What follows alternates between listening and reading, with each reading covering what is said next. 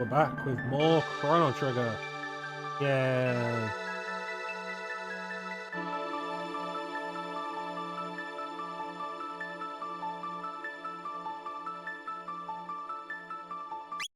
Let's continue, shall we?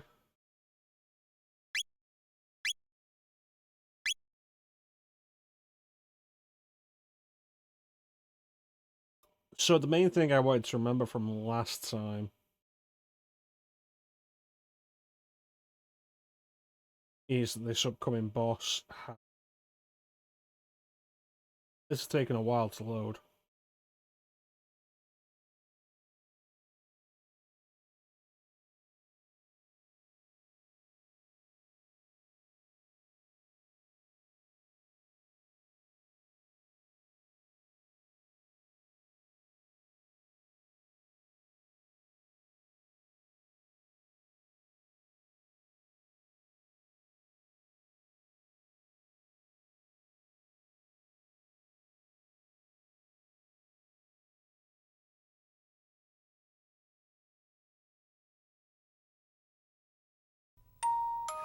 Mm-hmm.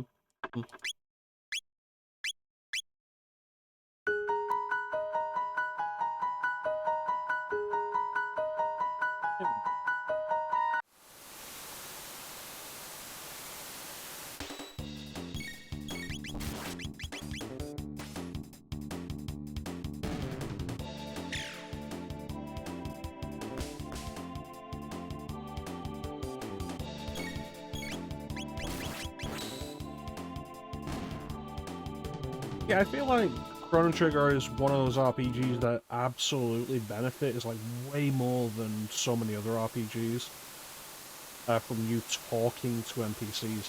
Because there's so many occasions in this game where an NPC will just drop a hint on how to deal with an upcoming boss, and that hint will be basically essential to dealing with the boss.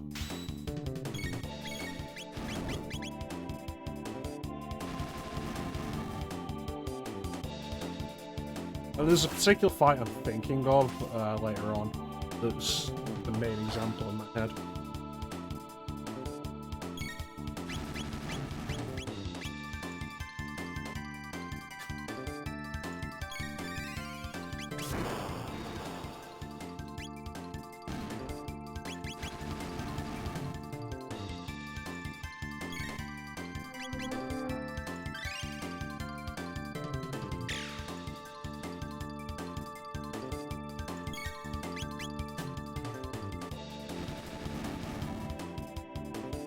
I also appreciate the like surprisingly low cost of magic use.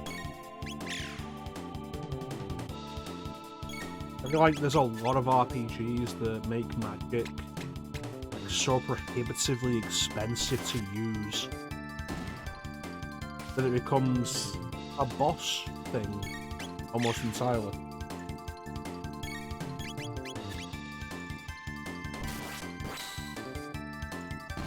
And Chrono Trigger definitely gets around that. The low cost of base magic is like really appreciated. Because it makes it more viable to use in any given situation. While the stronger spells you get later on, the stronger attacks, can still cost more and be saved for bosses.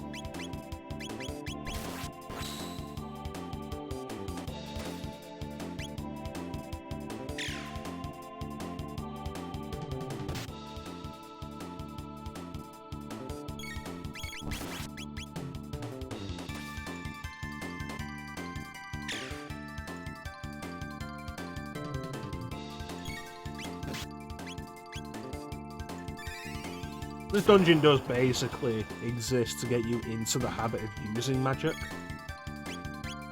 with a lot of enemies with high defense.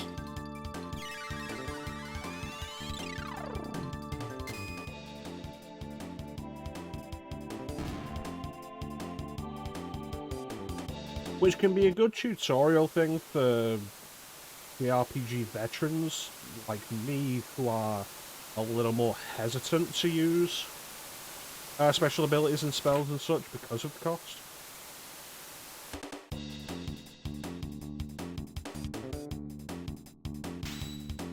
while also making it clear for newer players of RPGs that you are going to have to spend a little time thinking about how you're dealing with enemies. And not just mashing the A button like it's Final Fantasy 13.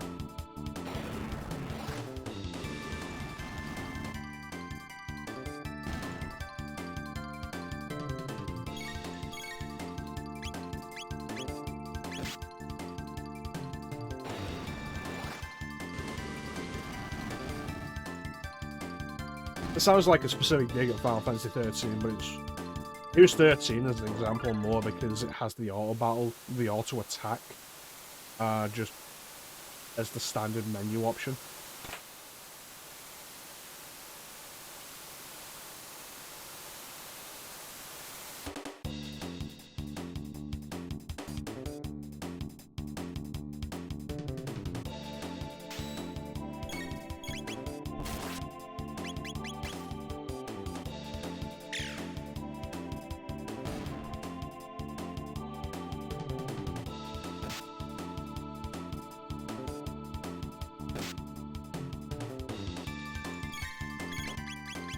I really do appreciate a JRPG where the use of your special abilities is not such a prohibitive thing.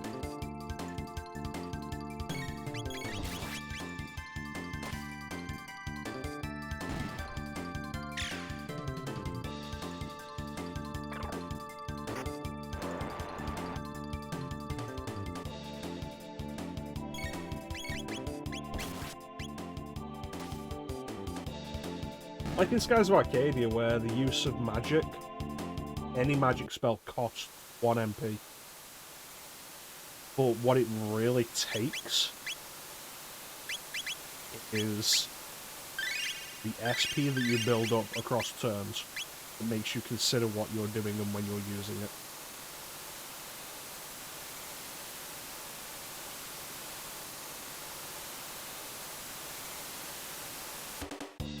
Probably is time for another Skies of Arcadia playthrough in my own time.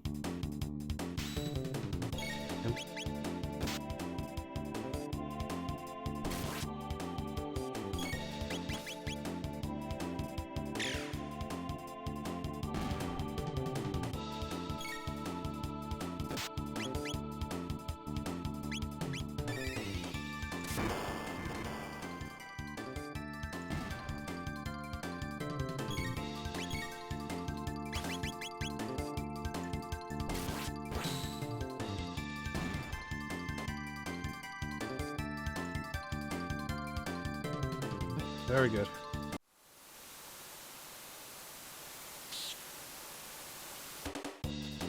Oh, it's the fat bats. The not Drakis.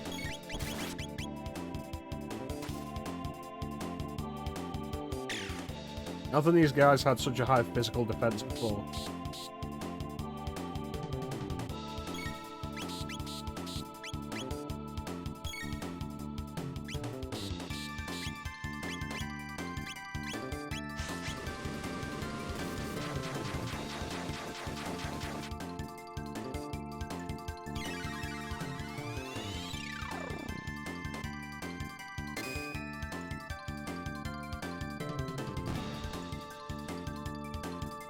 Hey, how you doing, Panda?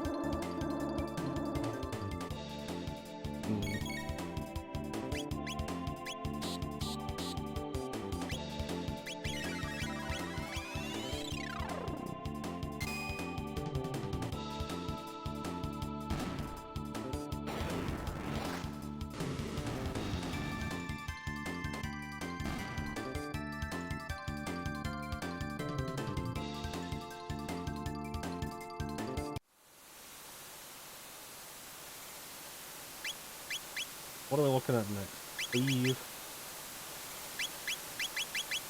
Fuel, which will be good.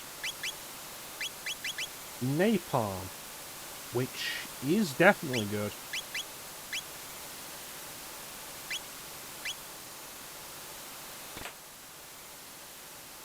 Magic attack that hits within an area.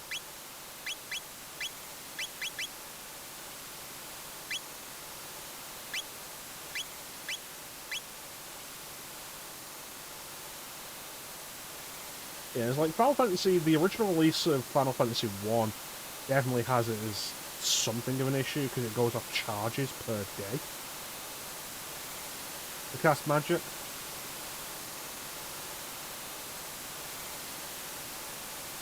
Of course, the issue with that was when they, in the PS1 and onwards release up until the Pixel remaster, when they changed it to the standard MP system. I'll do that.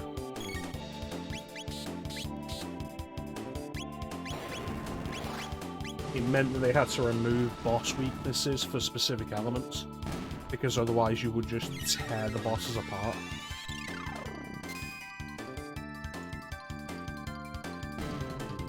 This game was actually balanced around limited use of magic.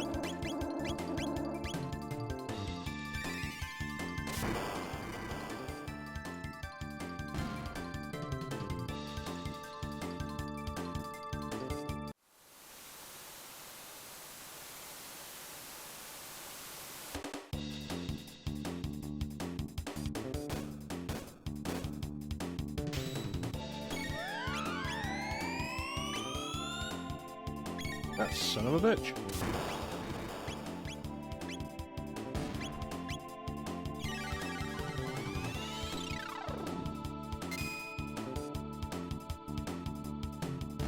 What's you doing, Panda?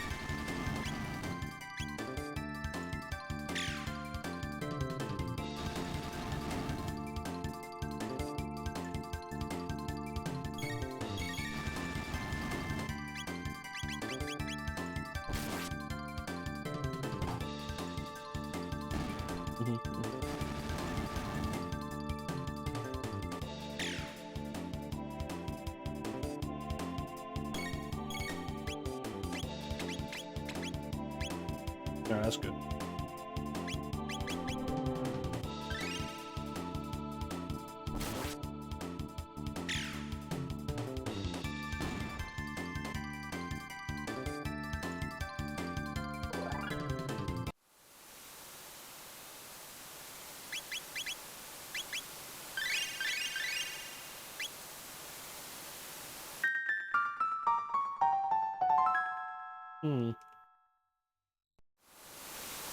A bit of a random place for one of these to be.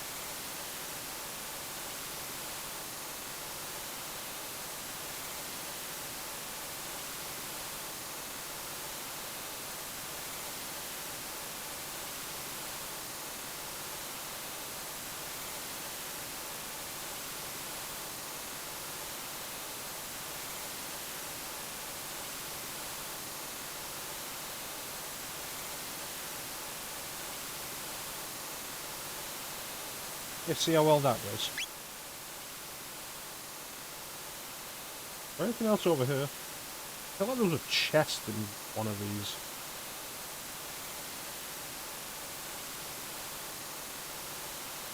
Yeah, I'm sure there was a chest up there.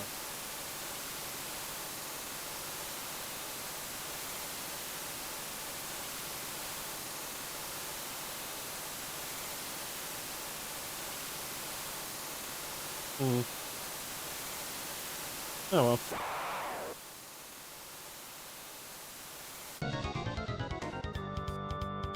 It's a boss. Hit it with all the magic we have.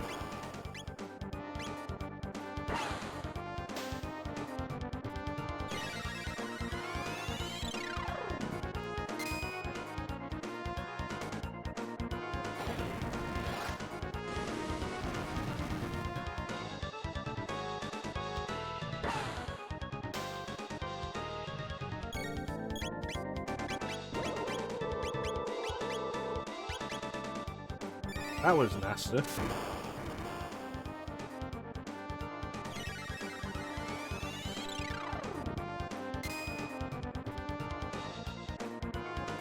Definitely want to get a heal off next turn for R.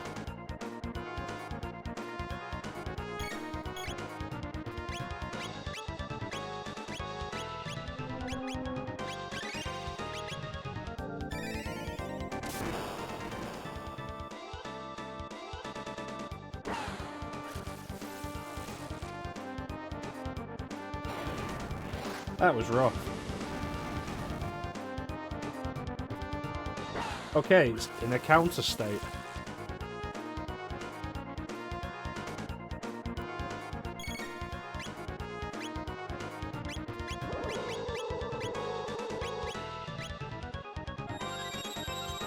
Oh, now we know.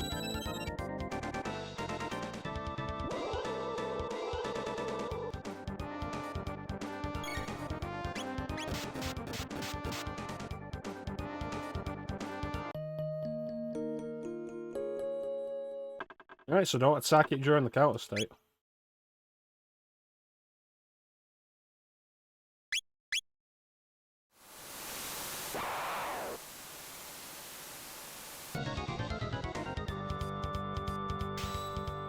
Autosaves in old JRPGs are such an underrated feature in modern re-releases of them. Like, I saved right outside this room anyway because I'm playing an RPG from 1995. But, like, modern ports having autosaves is really nice. Just for speeding things along.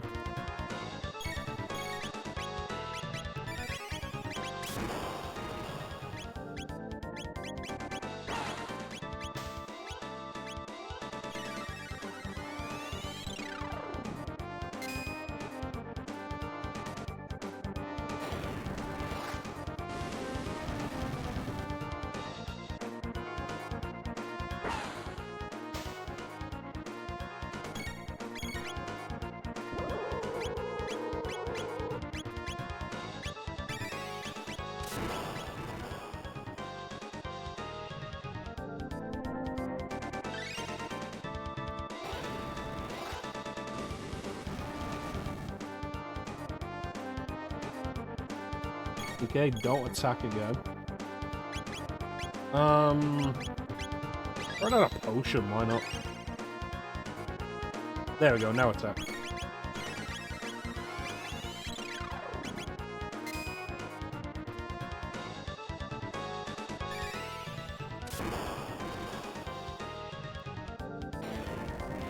I feel like Chrono Trigger's battle interface is also really nice. This release really helps it by giving it more room to be able to read stuff. The original one felt like very kind of condensed. And like a lot of words were truncated to fit into it. But having 3 separate characters in a turn-based RPG whose entire attack stance you can choose individually is actually really underrated in an RPG, especially an RPG from this era.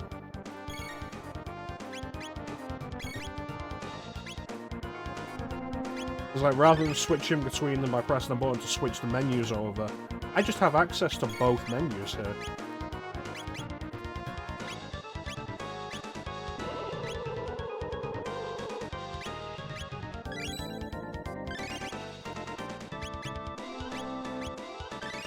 It's really nice.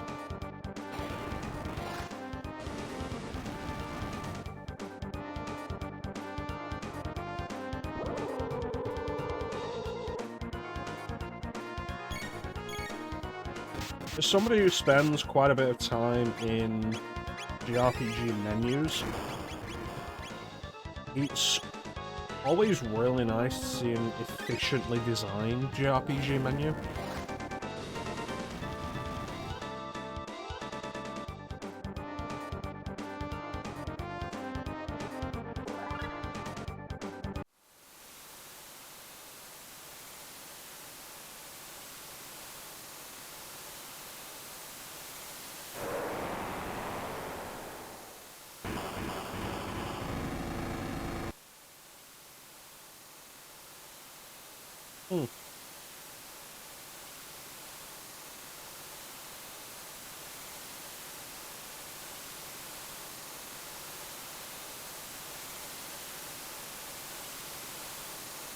Alright, so we've got an objective.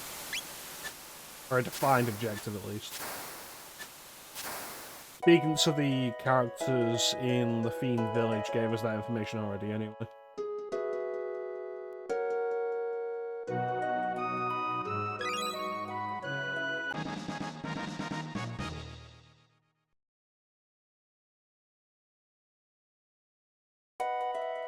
Alright, thanks, Tavern.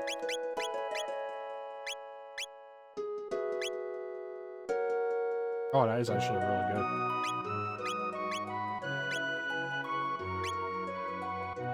Like, it's not much of a defense increase, but the speed increase and the halving fire damage is really cool.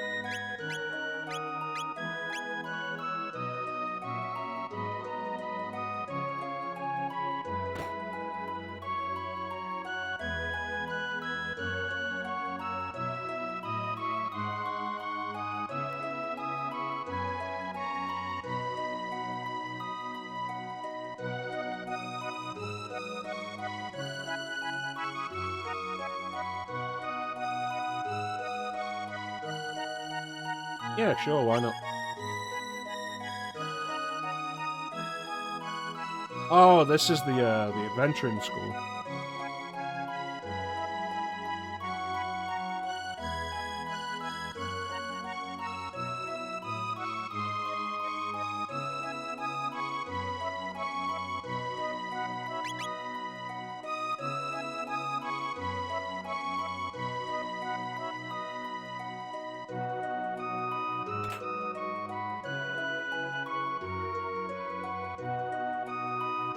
About what?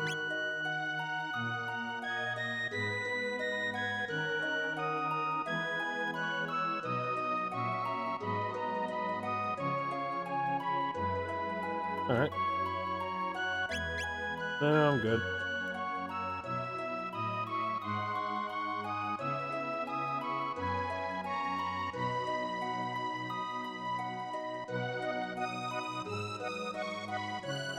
Thank you. No, I'm good.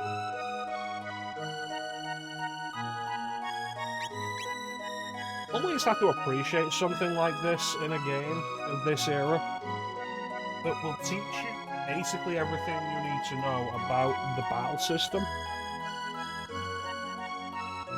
but also doesn't make it mandatory. But the big issue you've got here is you could absolutely miss this.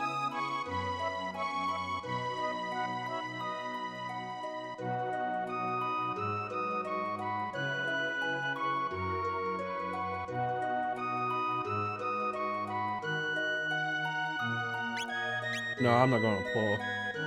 Not right now.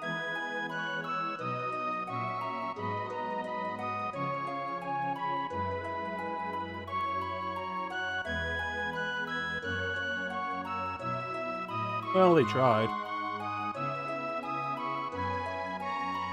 Well, I'm going to bed.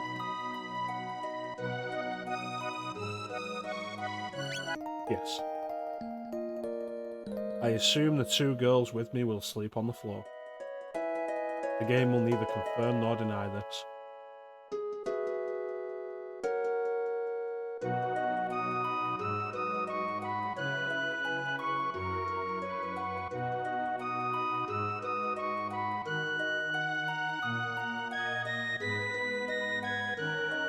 Alright, let's go. Back to the fairground.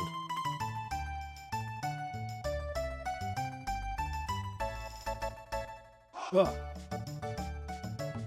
Steal your lunch again, you motherfucker. Testify against me, will you? Here you go, sir.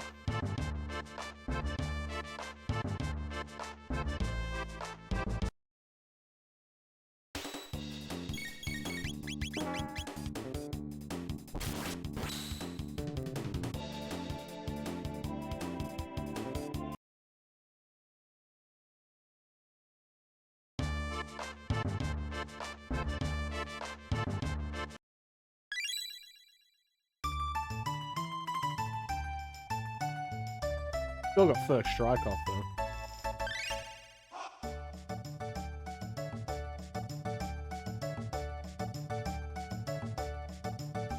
Here we go, back in time.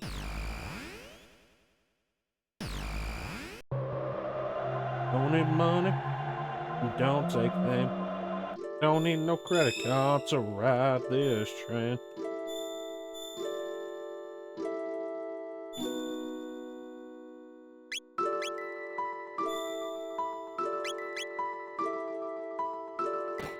Hello, it's me again.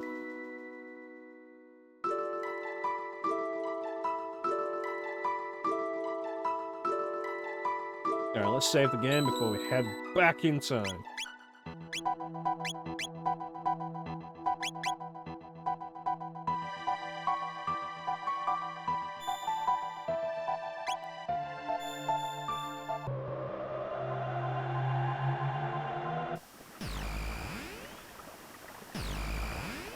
Alright, let's go.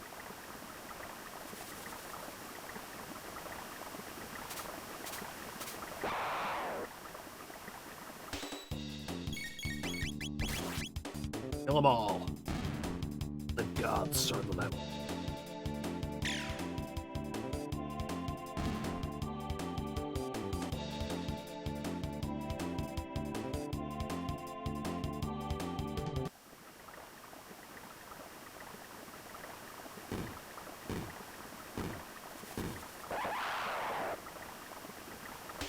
I'm sorry, did I interrupt?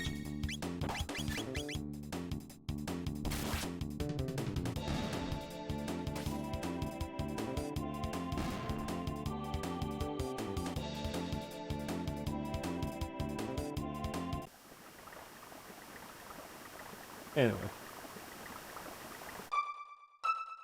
Ba, ba, ba, ba, ba. Ba, ba, ba, ba. Ba, ba, ba, ba, ba, ba, ba, ba. Oh no, things have happened.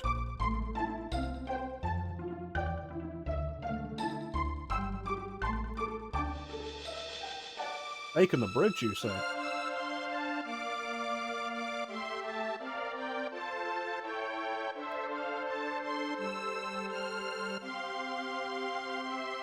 What if they got new weapons?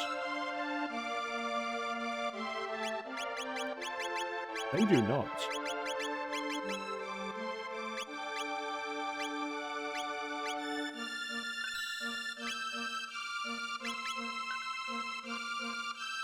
Alright, let's see what's going on.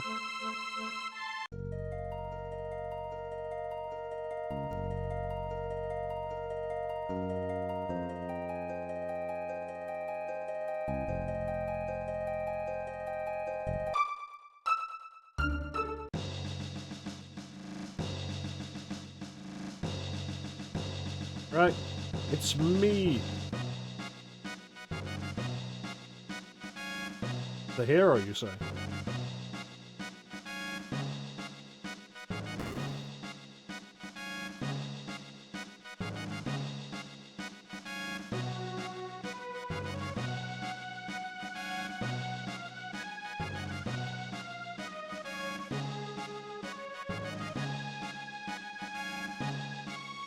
Well, let's go see what's going on.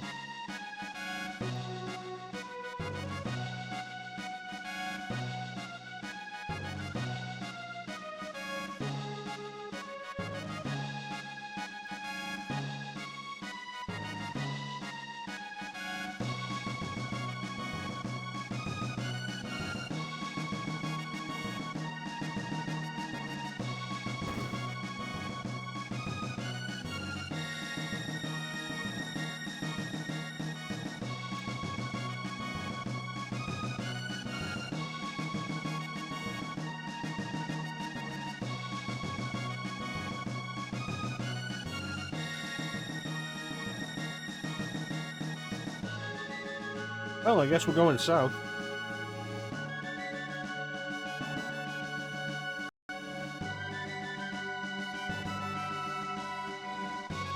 Yep, going south.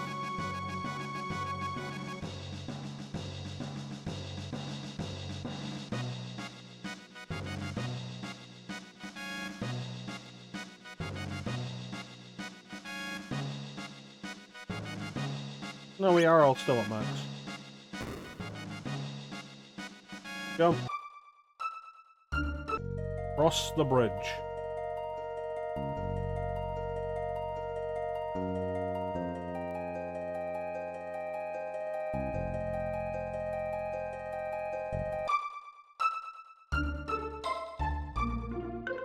Bridge has been rebuilt.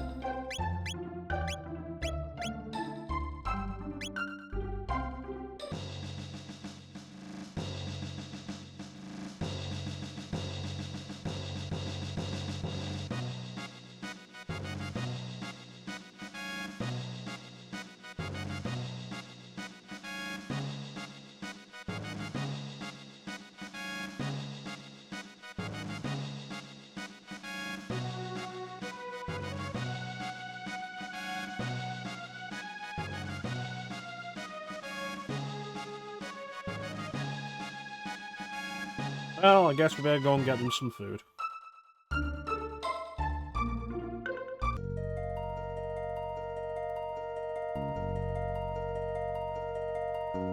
Wish we could just skip this area.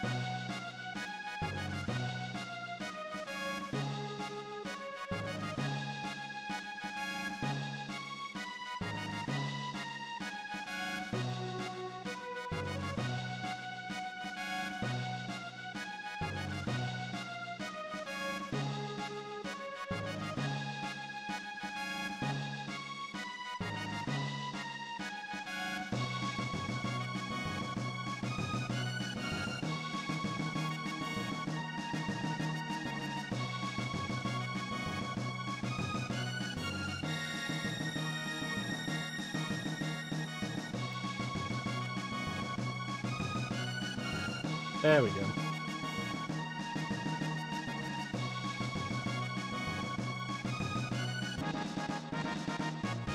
Spice jerky. Oh, thank you.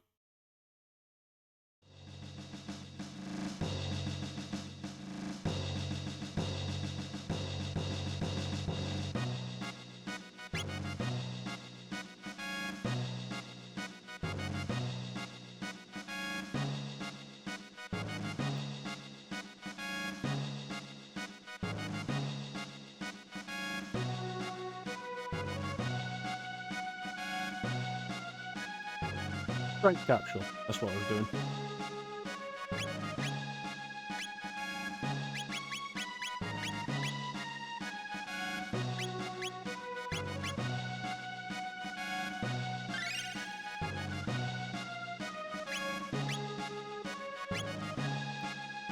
And let's get going.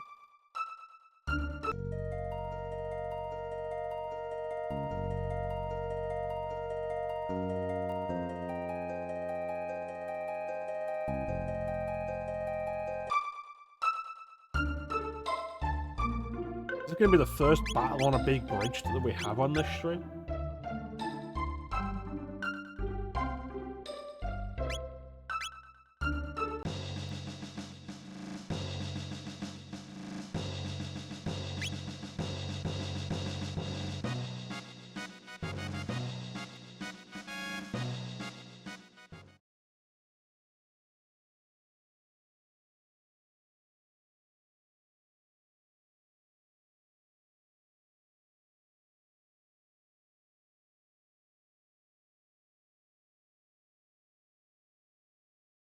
Nah, hell with that. You'll return alive, because I'm gonna take this bridge.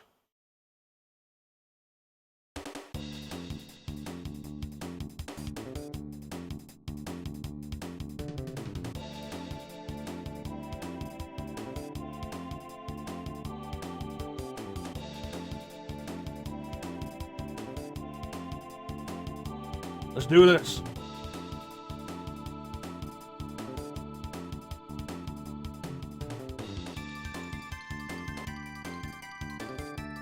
Absolutely.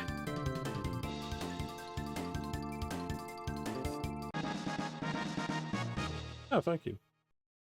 Very kind of you.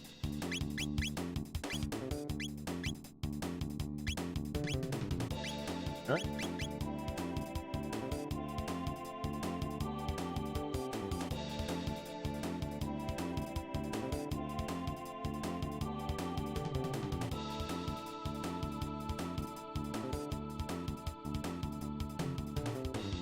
What about a man and 2 women?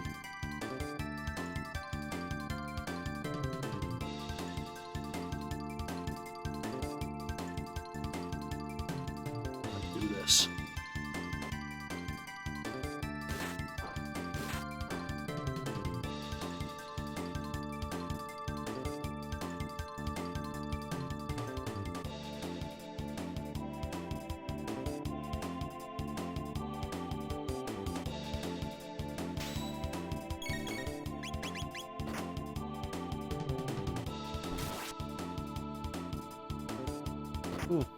No wonder the army's having trouble with these guys. You better teach them a lesson.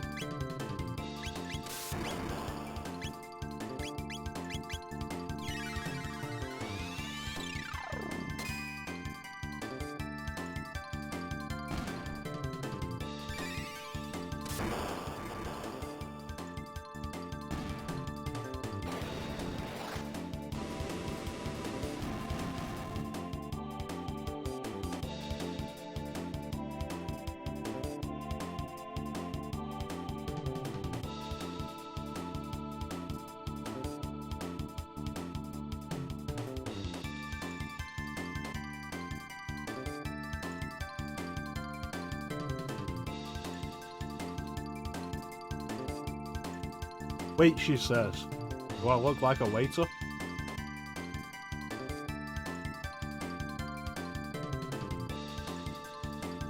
Oh no! Each one of ours that falls joins their ranks in a state of hellish undeath.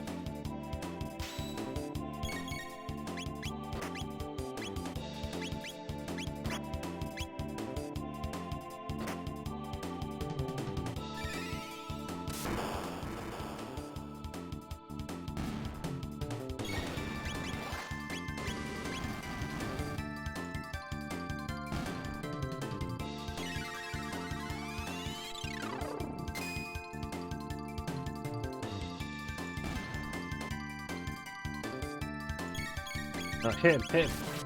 In the face.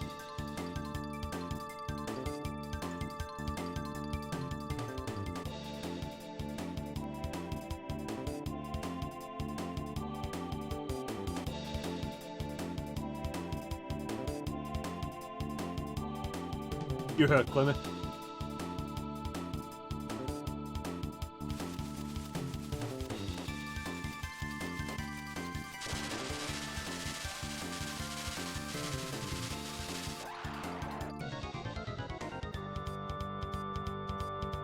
Zombo.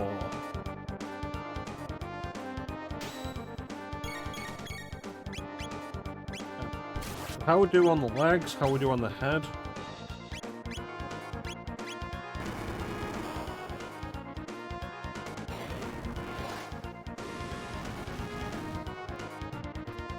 Glad I got that Savins vest.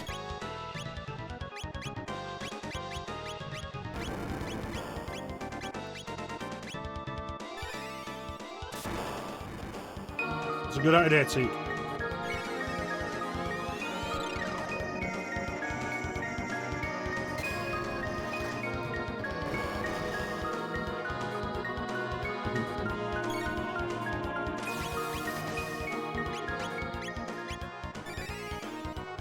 How you doing, T?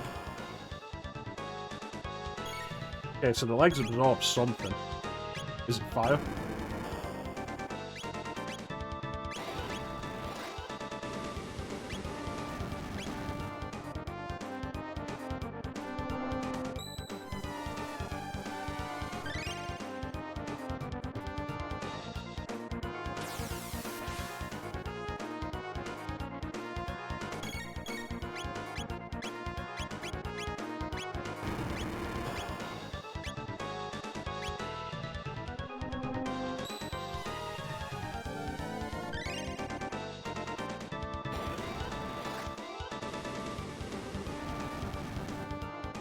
No, so it must have been ice. Which would suggest...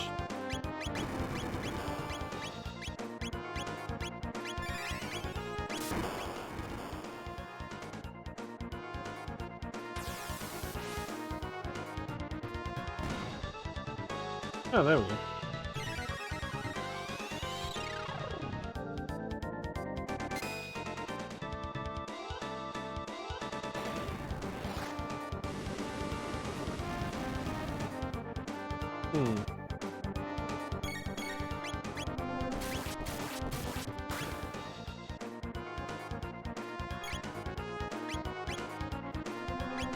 Just shoot it in the head.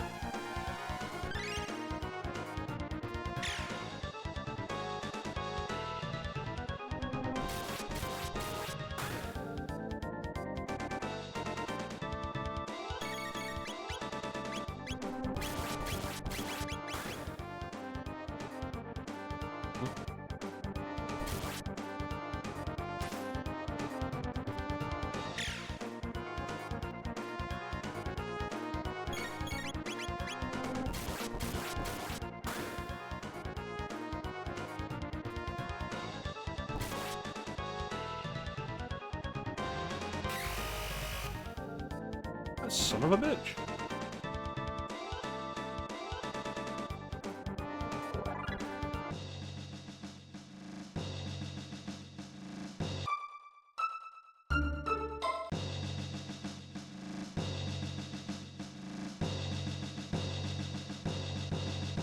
Yeah, I suppose we'll keep throwing monsters at us.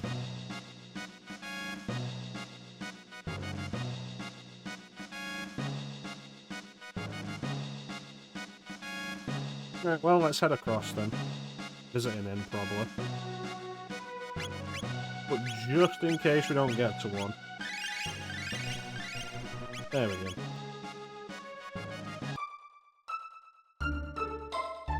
Oh, marker.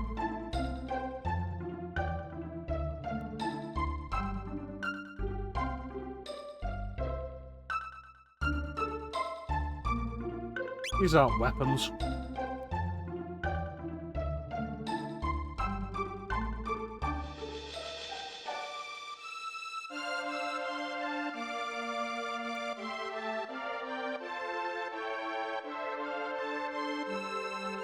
If Magus' army took the bridge, why didn't they decimate this town that would be on the way there?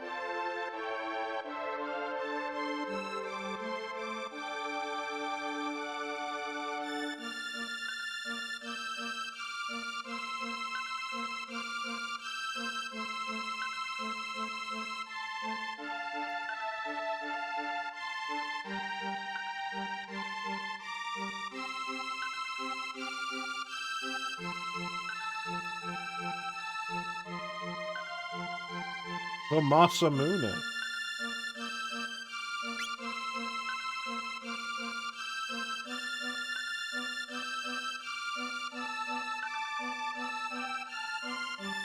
See, this is a really good example of information that you really want, and that you only get if you talk to people. Because this is absolutely true. These monsters will come across on the Denadaro Mountains, hit with fire, and bam, you'd so much an easier time.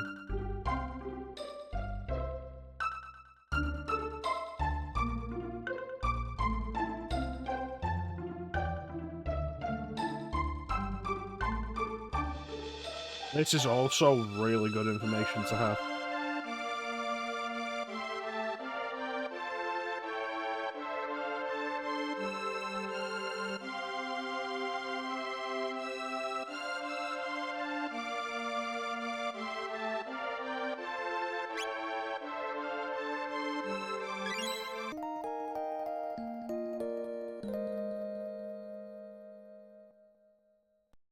There's somebody in here a minute ago.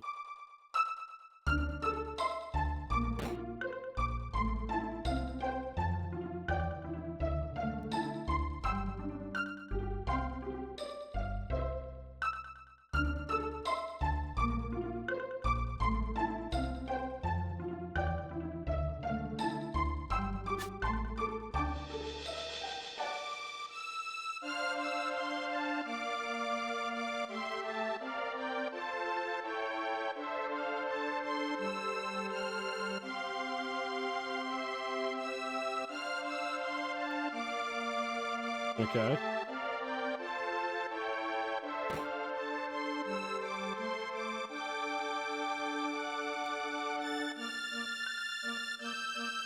Prismatic armor.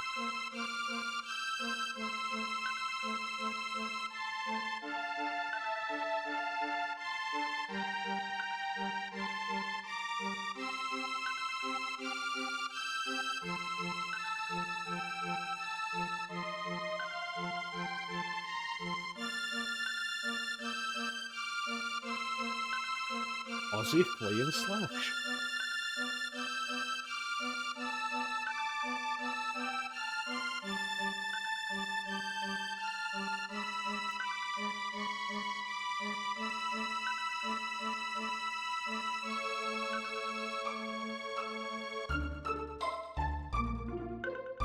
Anyway, I think that's everything here.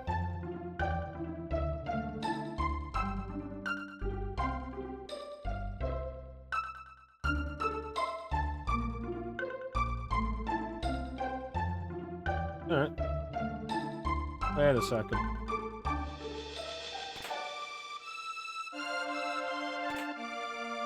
Thank you.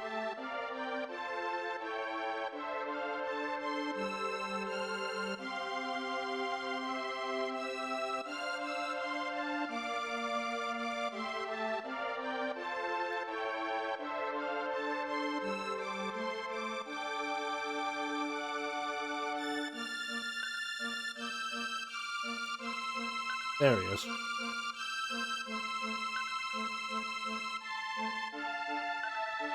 Yeah, sure. What do you got for me?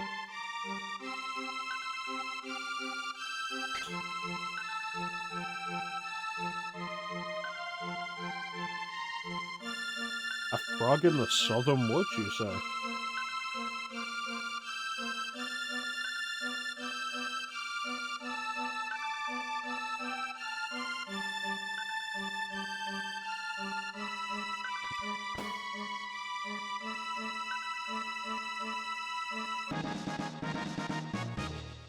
Excellent. You okay there, buddy?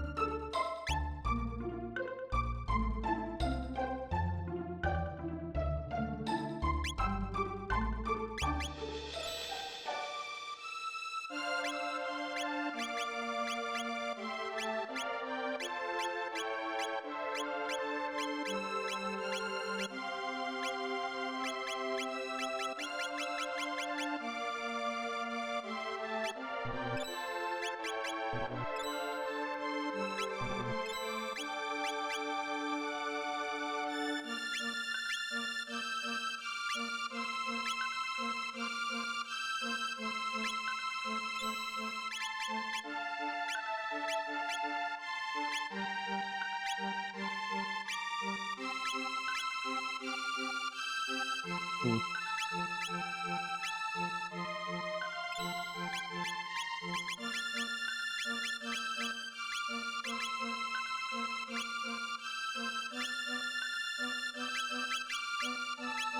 I think I'll leave that for the minute.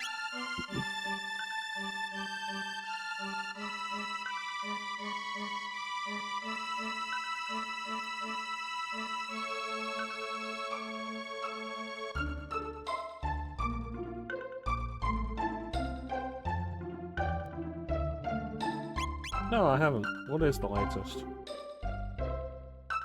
You basically told me that twice.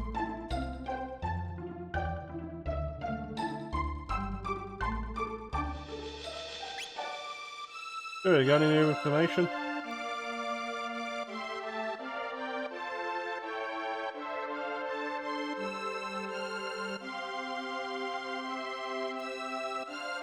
Small island.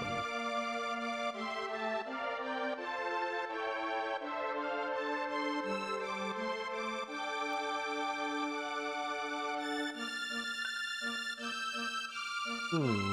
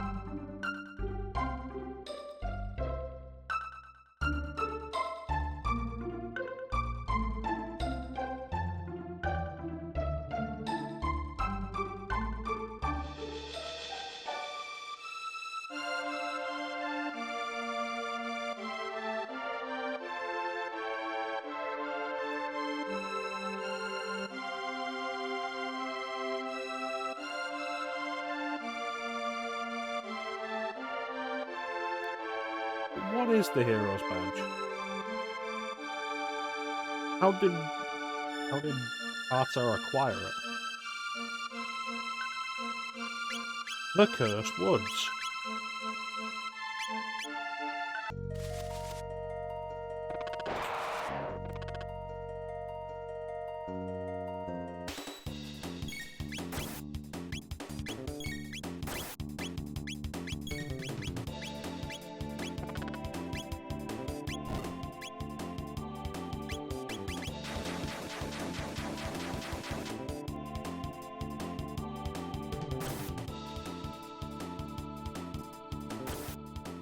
That's violent.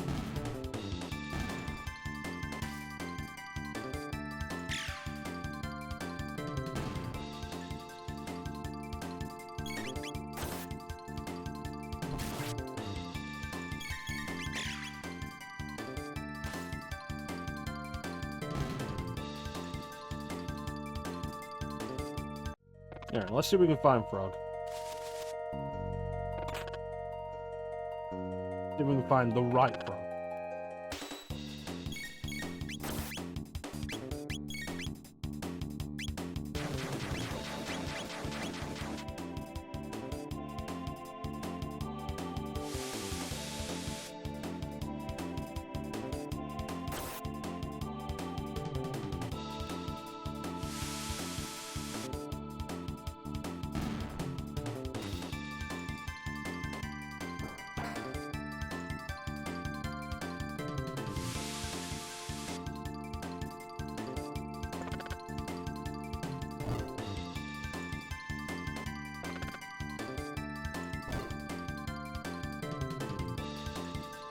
Alright, now let's follow up.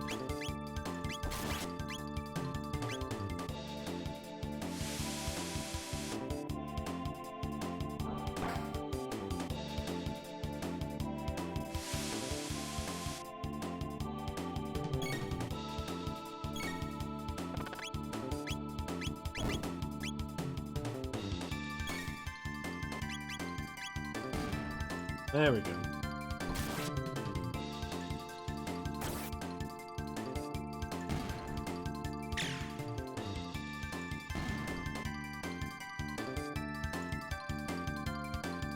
Maybe the best way to deal with those encounters is to just kill the snakes, if the frogs are going to constantly counterattack.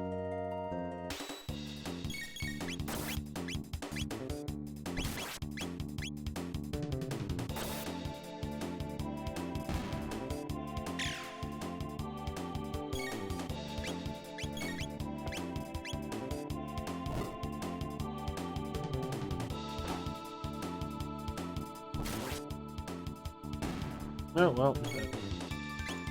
Might as well set the frog on fire.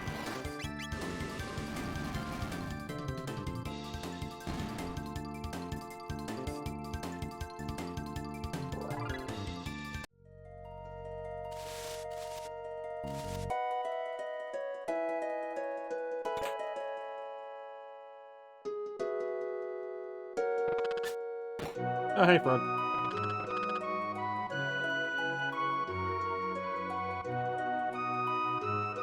First, I'm stealing your stuff.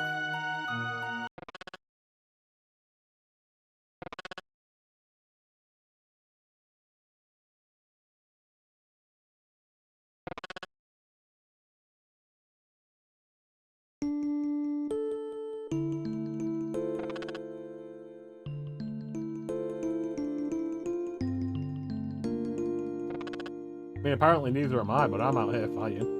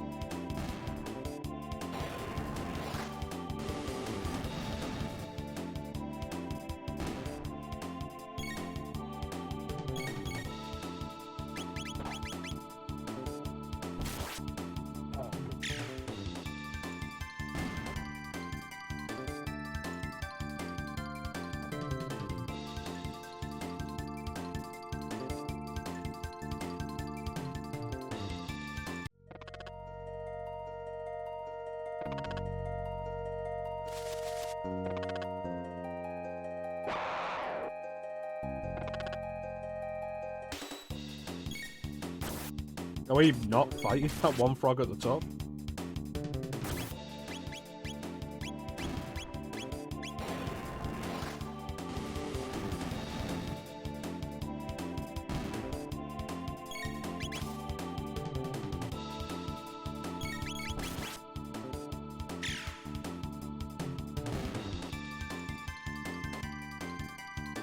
That's not fair. Now that frog's going to be alone.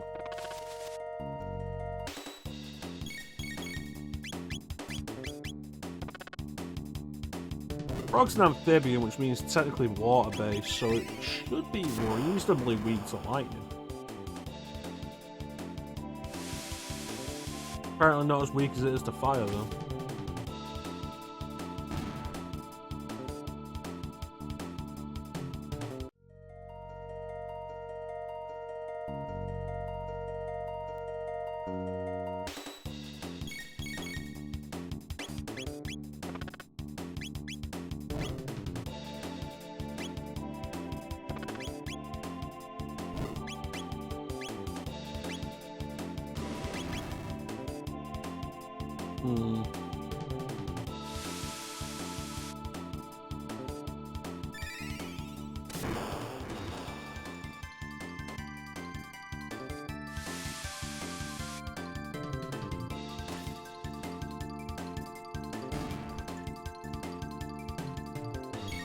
Alright.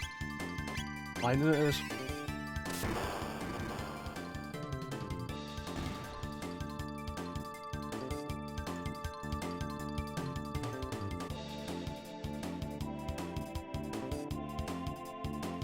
There we go. So, did you guys want something? Let's all attack each other.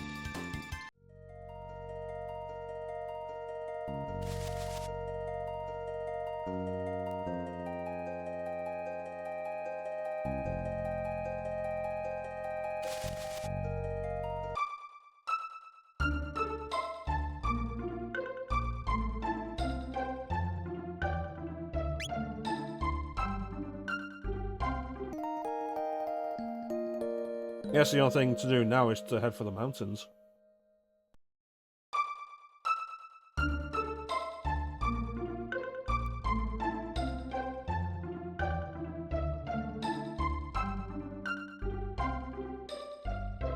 There it is.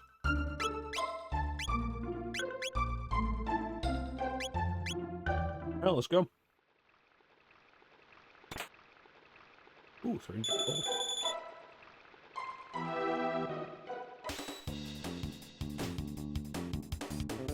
I don't know what you guys were expecting, but it ain't an easy meal.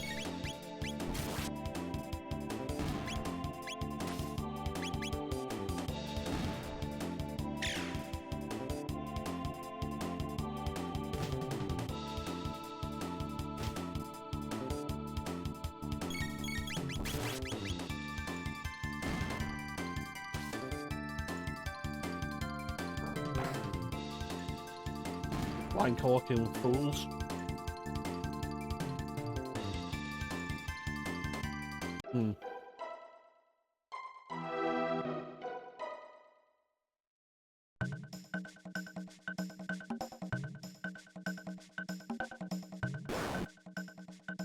Oh, like a hero out of Dragon Quest.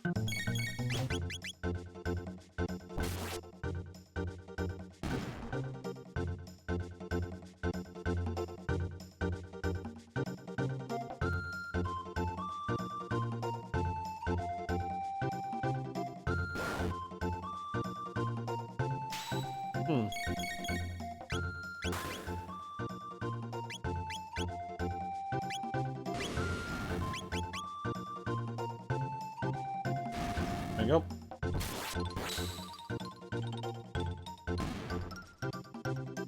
Not even a big deal.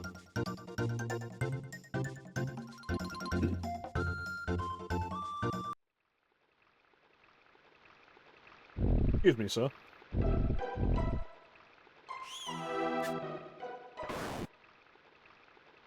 Oh, what, now you want to fight? Fuck out of here with your nonsense.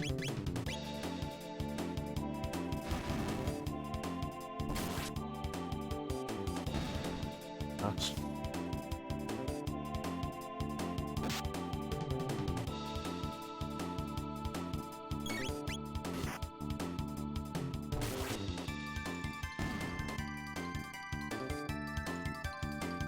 Hey, I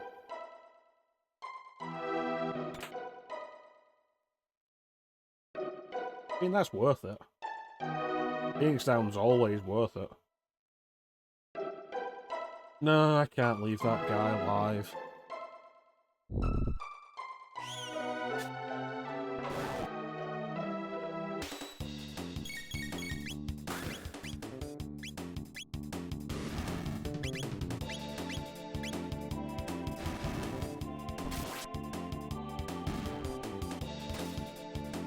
Wouldn't be right.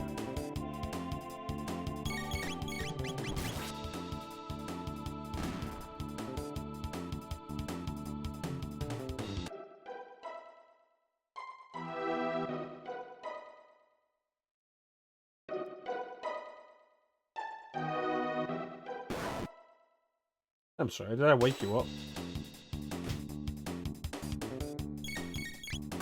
Here I was, coming over here thinking I would put you out of your misery in your sleep.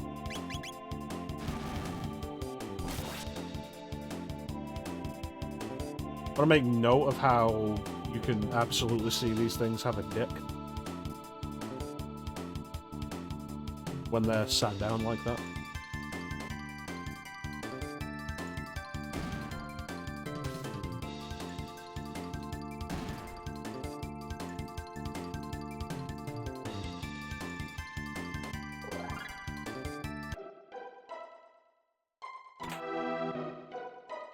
Strange thing with new.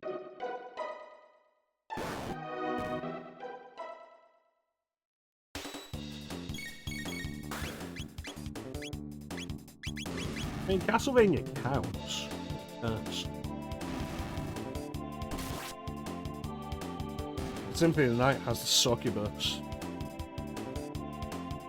who isn't wearing anything over her boobs or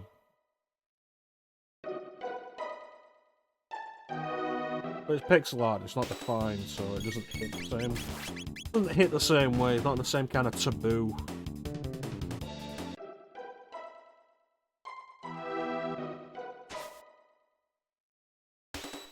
Look at a spin.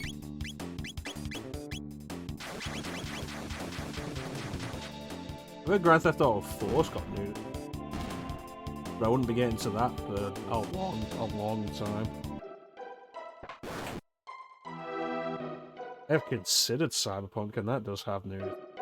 It's so inconsequential, it feels like an afterthought. Just like, oh yeah, this is a fact of the world. Which isn't a bad way to handle it.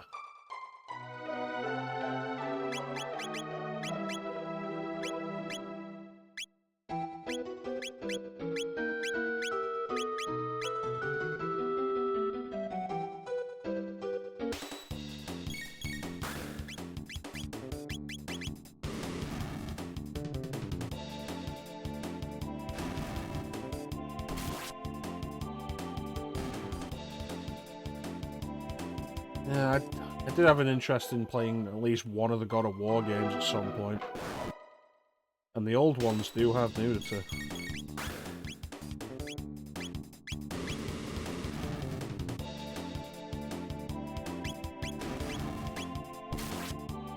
I don't recall any nudity in the newer ones, though.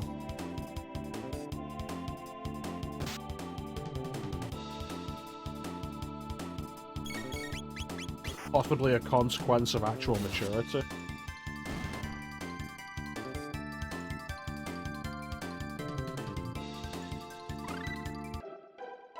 Like, the old God of War games have like, nudity and violence and gore and treat it with a gleeful abandon. And the newer ones have gore there, but it's a heavy-hearted kind of thing. Reluctant and unpleasantly violent, rather than childish glee. Everybody's nude under their clothes, Teak. There's a weariness to the violence in the newer ones.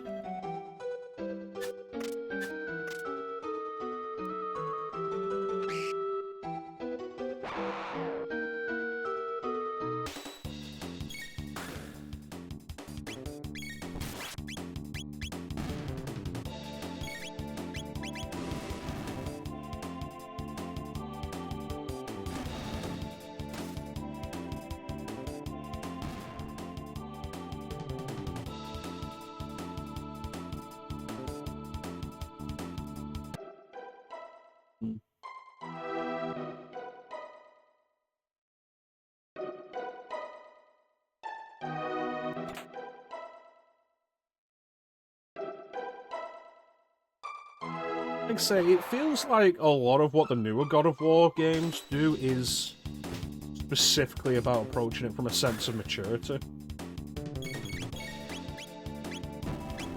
Particularly with how a lot of the focus is on Kratos' growth as a father.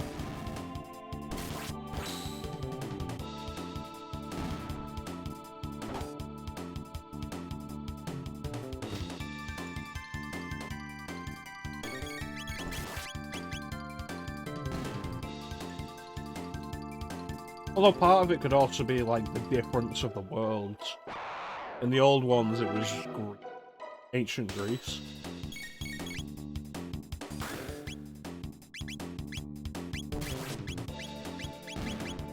Which had stuff like your nude architecture and such reveling in the human form. Whereas Norse mythology doesn't seem to do that as much. It's like even the monsters aren't nude in any way. Whereas in God of War, you've got stuff like the Gorgons were nude, the Harpies were nude, stuff like that.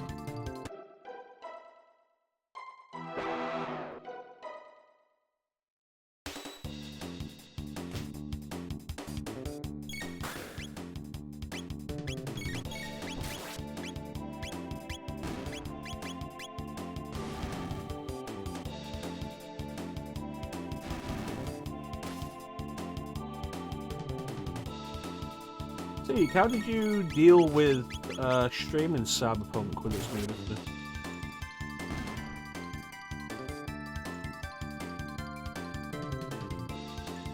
Because I know the nudity is like really minor and like very situational, very like only in a very short place. But when it's there, it's like it's during the character creator more than anything else. Like it's just right there, front and center.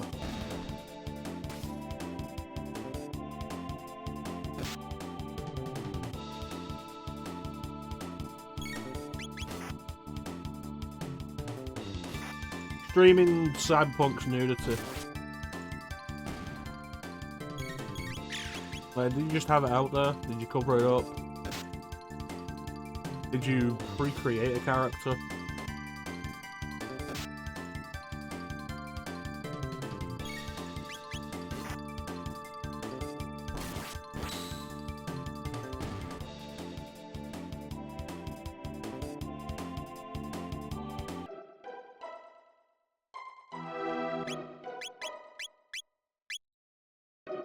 Just let it run. I'm always unsure with Twitch's policy on nudity. Because it's got stuff like, oh yeah, you can't stream stuff like Criminal Girls because of nudity and sexual implications and shit. But then there's also stuff like The Witcher, which is fine. There's like, what is the actual line that's there?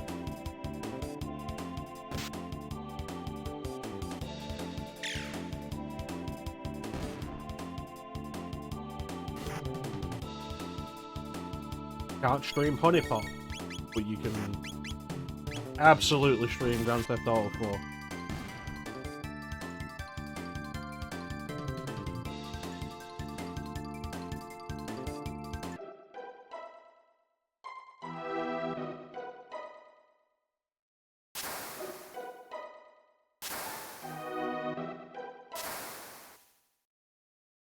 Oh, that was a good idea.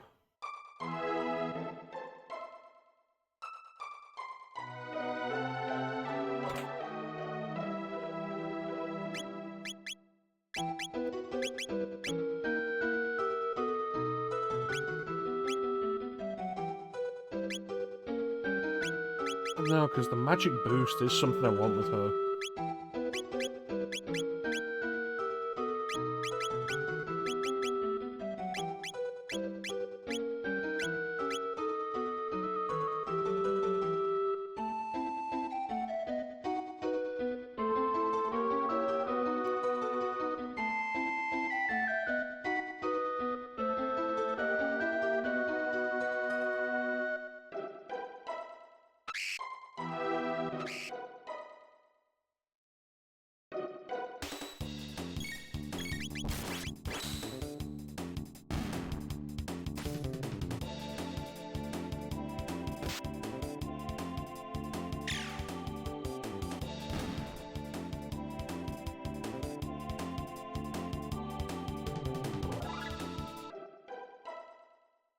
So it's about whether the audience... You're saying it's about whether the audience is expected to get sexual gratification from it.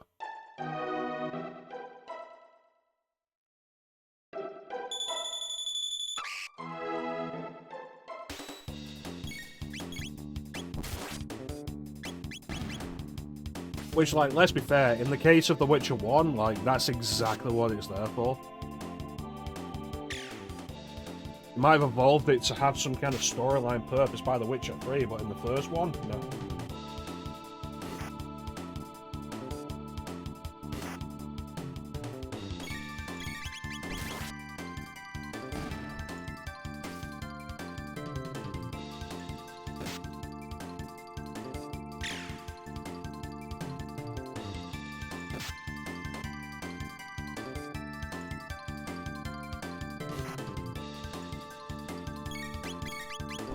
Plus, like, going back to God of War, Aphrodite in God of War 3 absolutely exists for that. That's her entire purpose.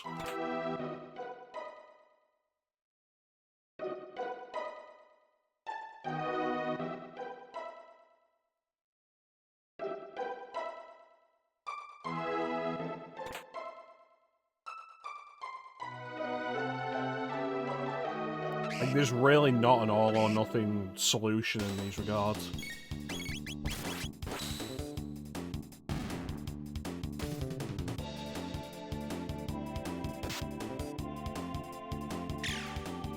Instead of back in 3 minutes. Fair play. Fair play.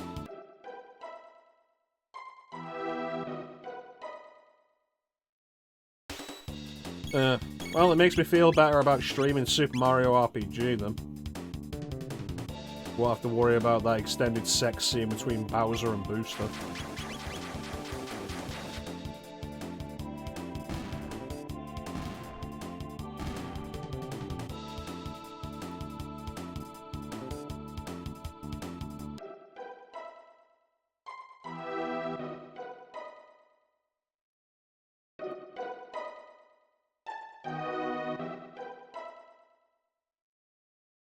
Alright. That guy wants to just live and let live. Who am I to stop him?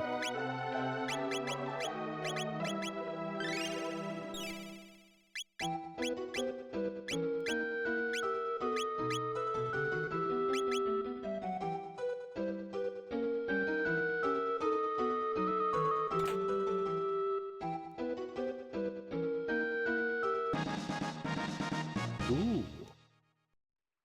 Whose speed is the worst?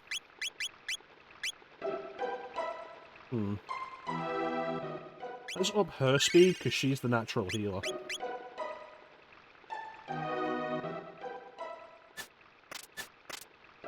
Come over there, I'm gonna fucking hit you. Stop it.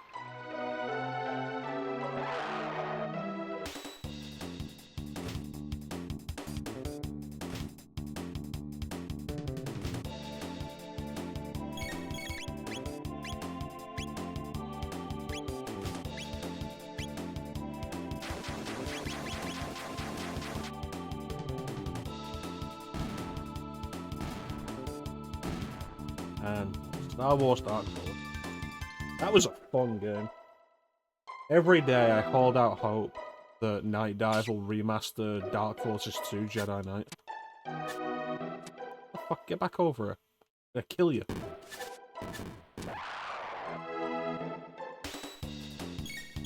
But God knows that game could do with something.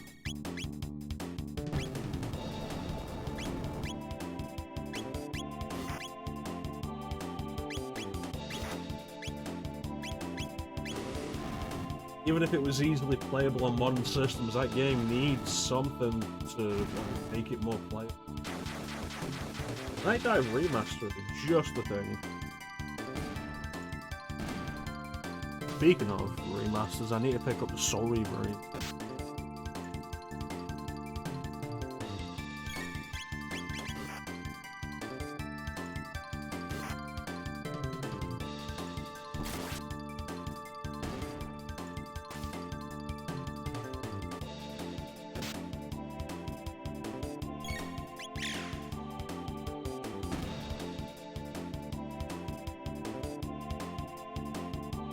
It's a good time to be a retro gamer, I feel, with the abundance of quality remasters we've gotten over the last few years, and collections. It's really nice.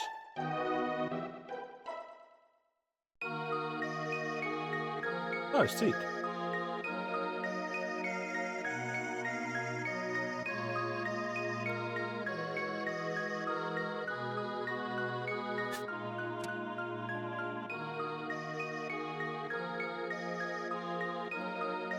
I guess.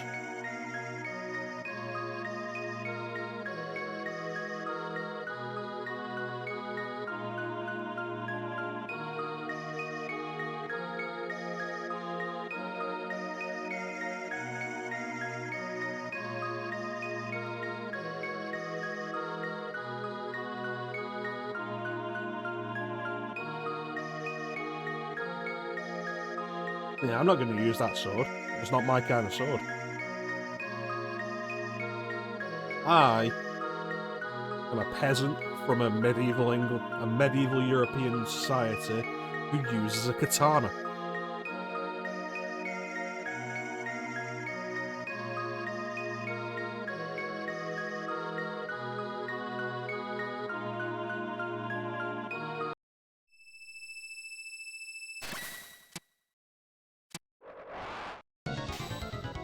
Alright.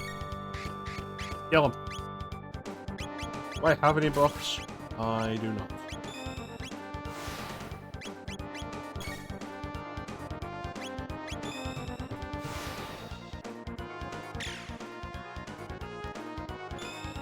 Now, the important thing whenever fighting enemies that use team attacks is to always focus your attacks on a single target. Because the minute you remove one part of that team, the better the fight will go. Especially if that fight is the Dream Stooges in Final Fantasy VI.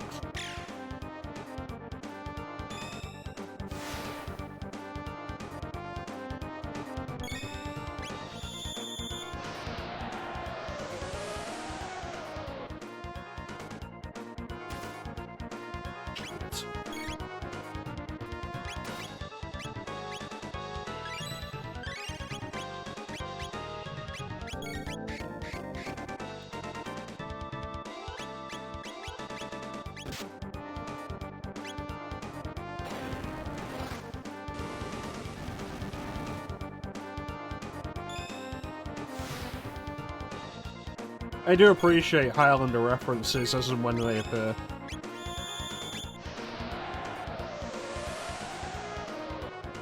Oh, Spanish? I'm Egyptian.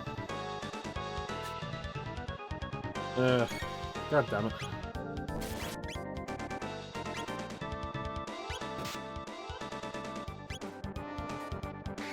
Damn confusion.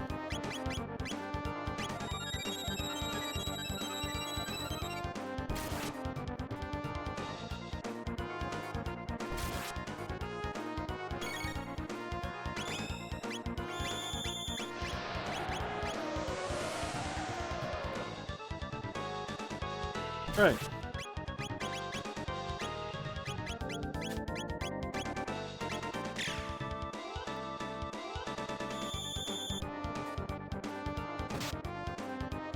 I'm glad Panacea works on confusion for once.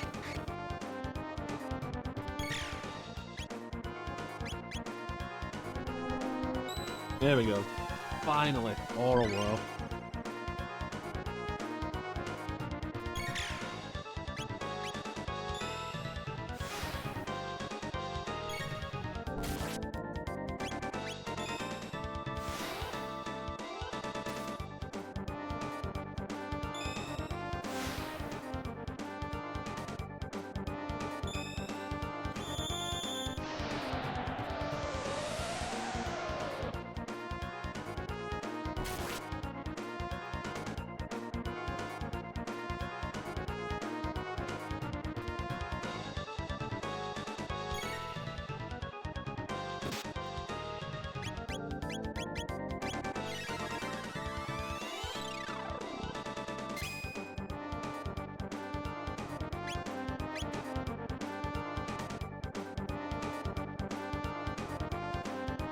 There we go.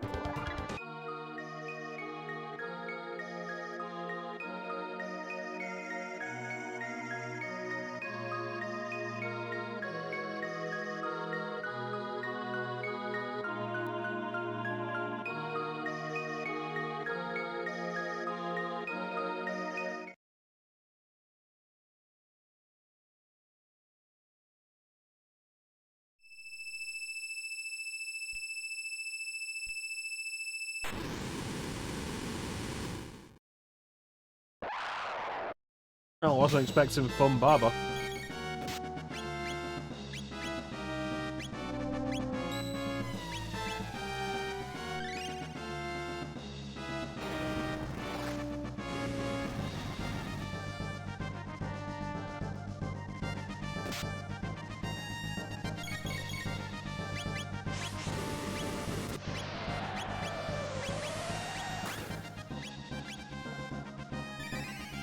Yeah, I think we can deal with this.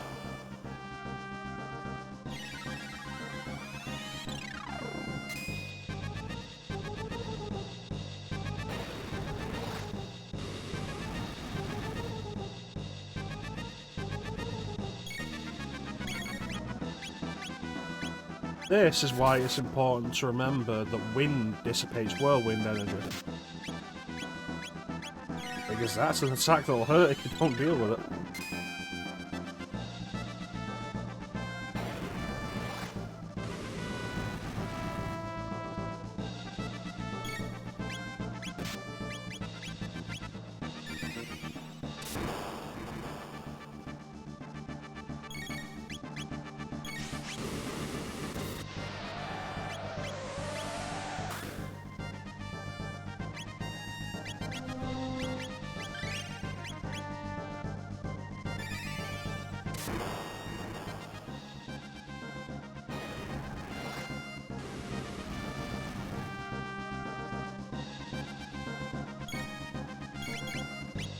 Not anymore, you know.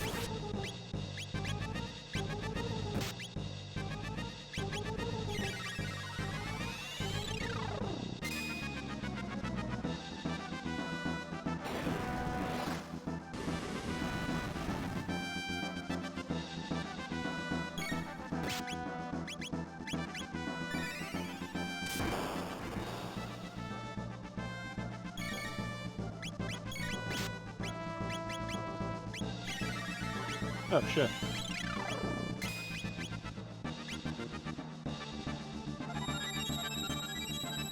That's not good. Should have paid more attention.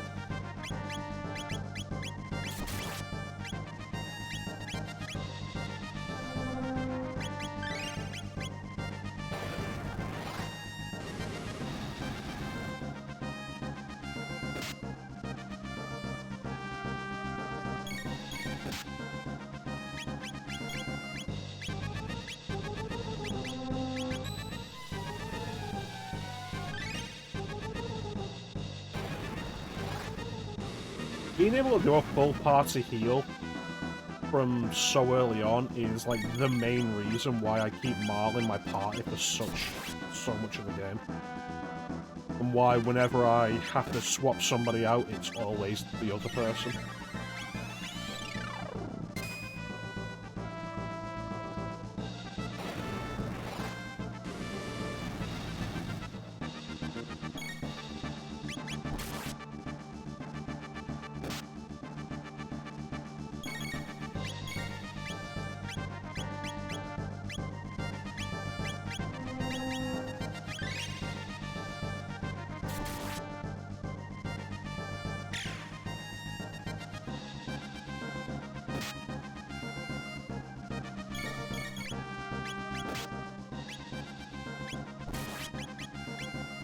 That's a healer as well.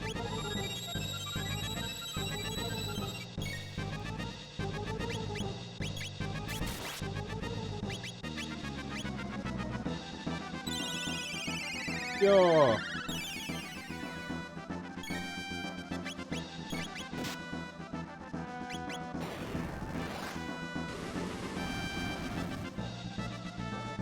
Yeah, really is.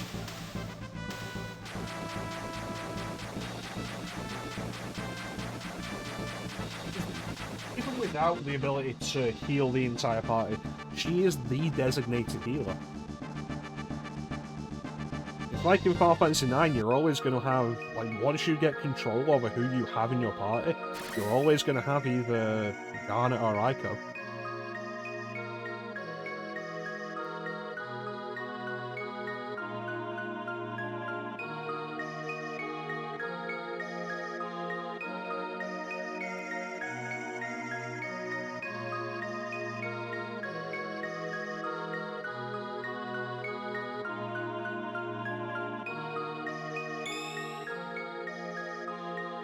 Hey, how you doing, Sound that?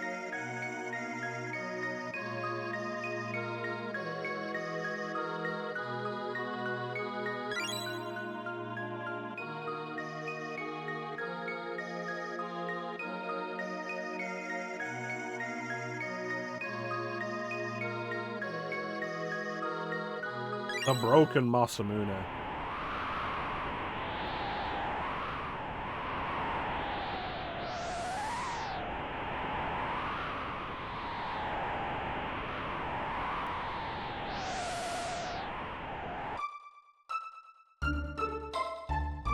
I feel like Power Rangers Time Force is the one I always forget existed.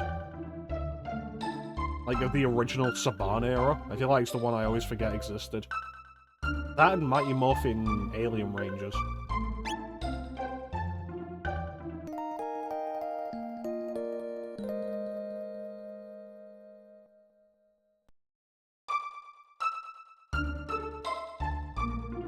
There.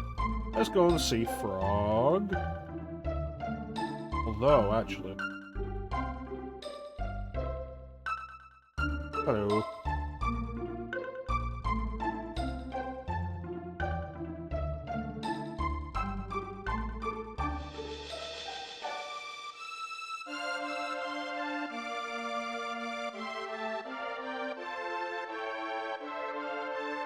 You know what? Like Alien Rangers. No, I never forget Zeo because it was the second one. I've gotta give credit to Tata. He's a kid who picked it up and everyone was like, oh, you're the hero. And the kid gave it a solid shot. Like, he didn't use it for fame or to lay about and get everybody to do everything for him because he's the hero. He made a solid shot of trying to get the Masamune. And that's commendable, especially for a kid.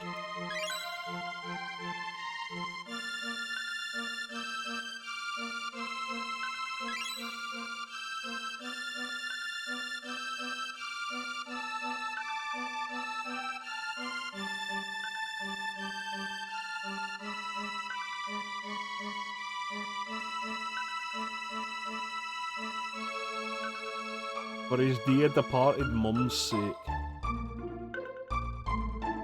Alright, let's go and see Frog. Save the game. Let's kill everything in these woods again.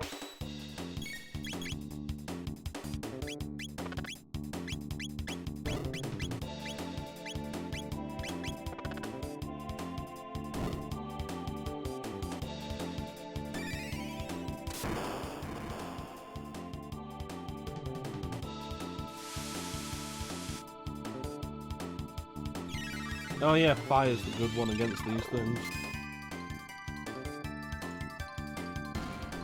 Okay, everything except lightning's the good one against these things. Which is probably more of a chrono issue than them being particularly strong against lightning.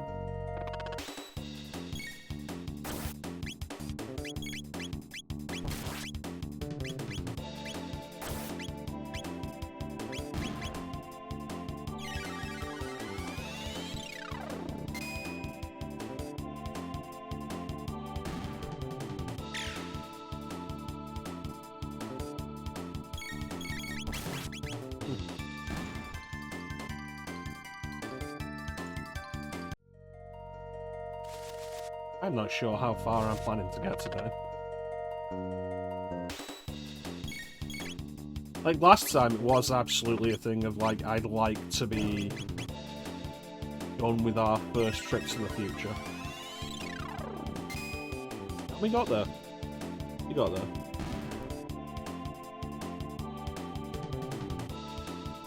With this one, I'm not sure.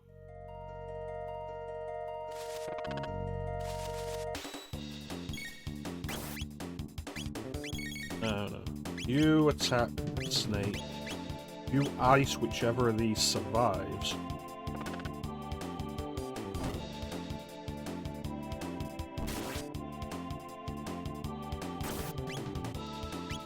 And then you also attack the snake.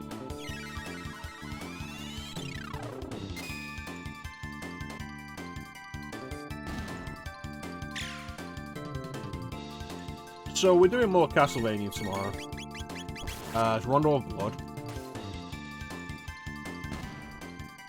And then after we finish that, which I expect to be a one-session thing, we're going to be using the Wheel of Castlevania that I finally set up. I will spin the wheel and play whatever it lands on.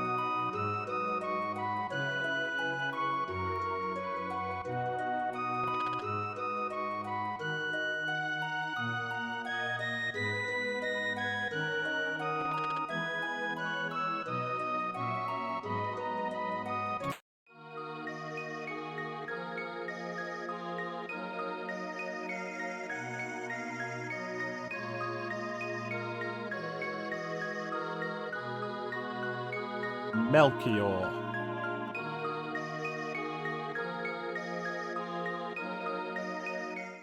What's it mean? Why don't we go and ask him?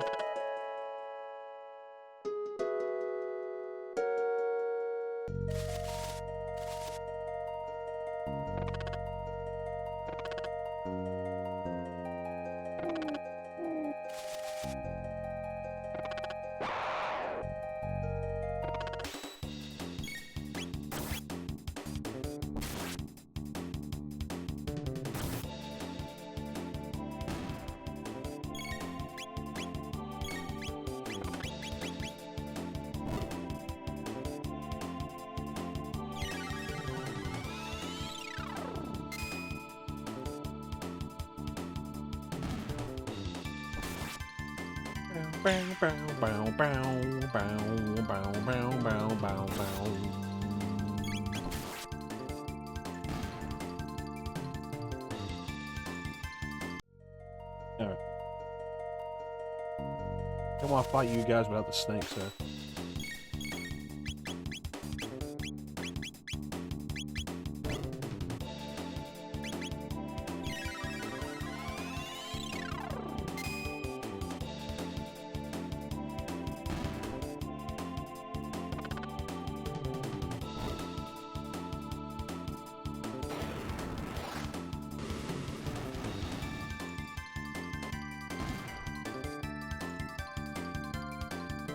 I need to figure out what I'm gonna play after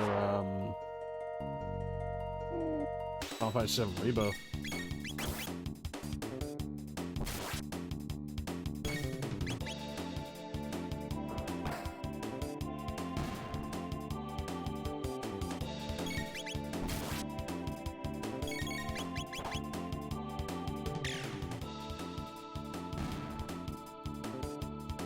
So who knows how long Rebirth's actually gonna take. Clem's complain about how long it is. Well, let's go back to the future.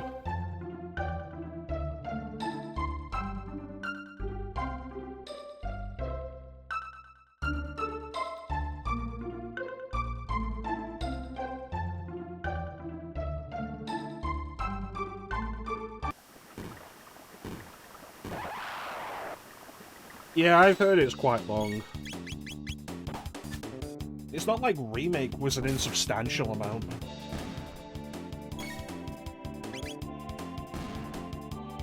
Real question is going to be like, how padded does it feel? Because Remake definitely had the problem that there were times where it really felt like the game was dragged.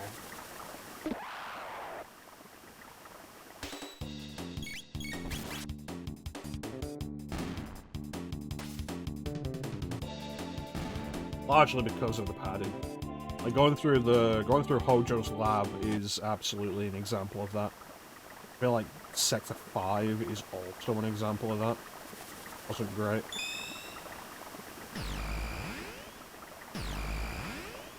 The power of love.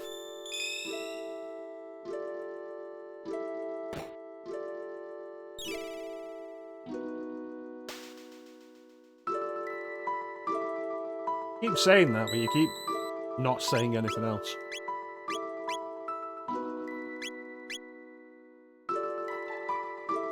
So it's this one.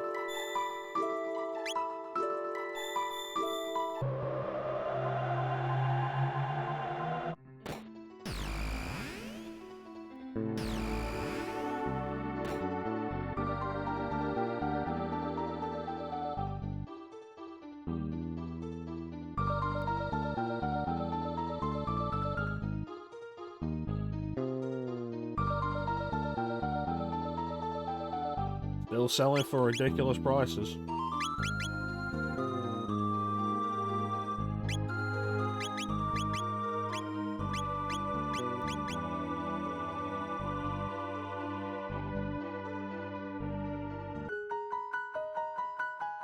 Melchior.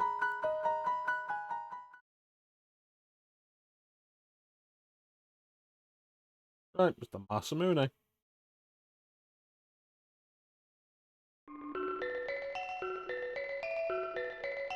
Why would your name be engraved on the sword? Because as we all know, only one person of a given name ever exists, ever, in this universe.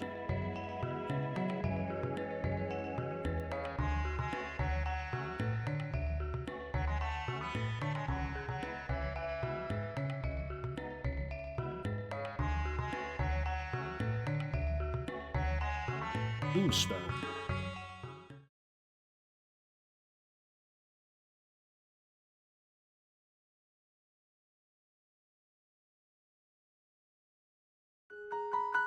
Really?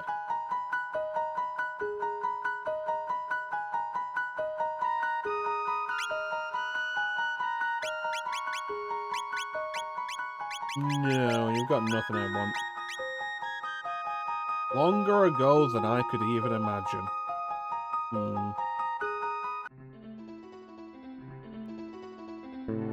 Mind me, I'm just going into your cupboard.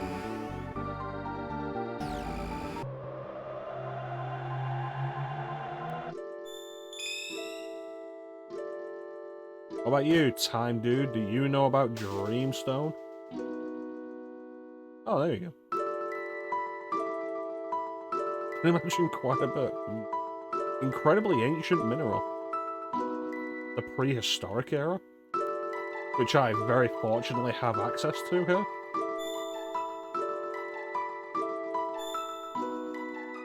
The Mystic Mountains, 65 million BC.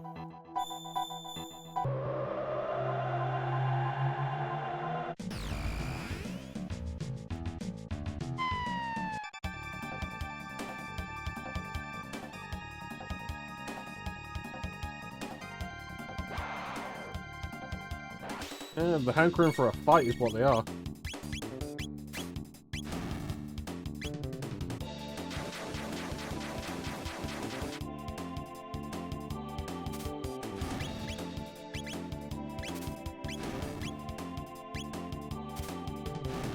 It's a fair point though, it's like, longer ago than you can imagine, it's like, just give me a number.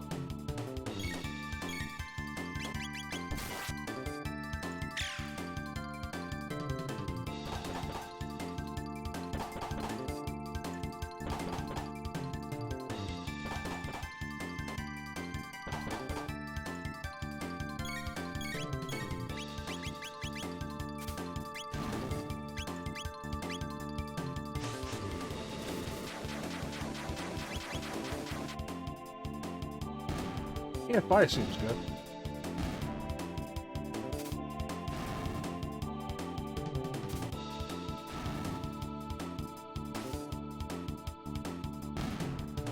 Oh yeah, magic.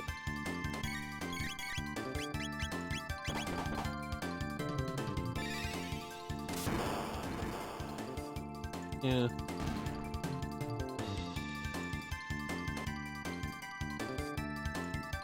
I got a petal.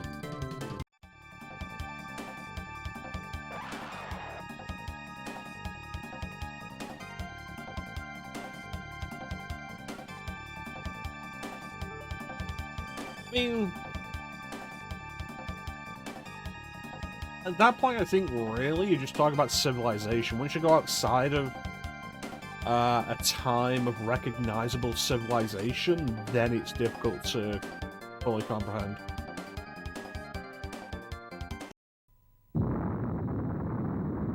We should watch this anime cutscene.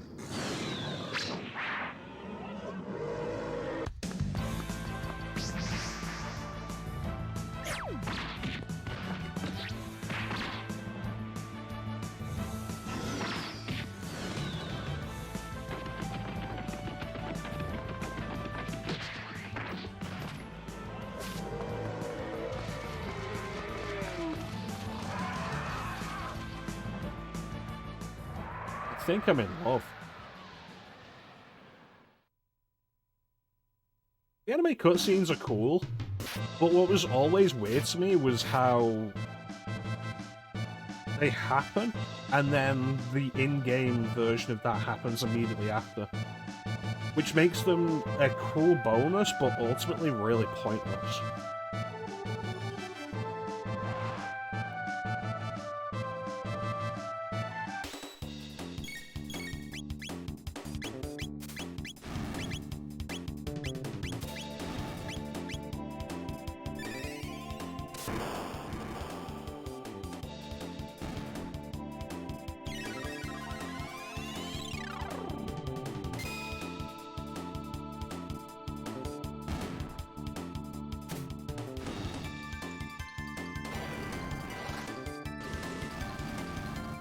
Listen, I have made no secret about my interest in women who could lift me above their head. What I want to know is, what is a lipstick made out of?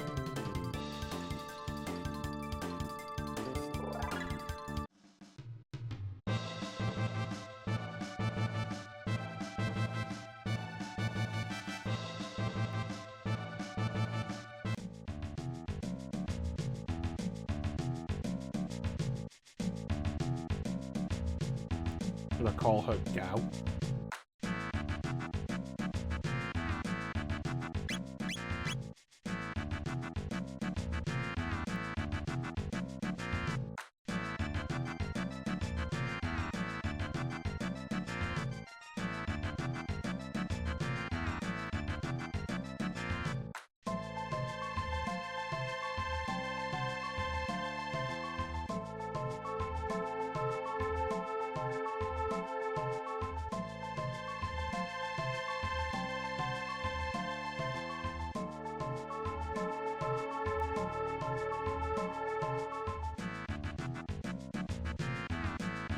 Yeah, why not?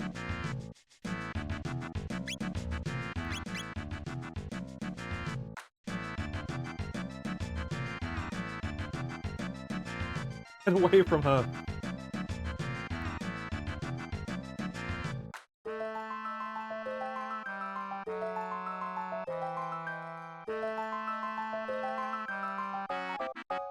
The anime cutscene, though, makes it very clear that Ayla's design is very similar to Zangia. It's like, you can almost always translate a design from other works Akira Toriyama has done to something he did in Dragon Ball.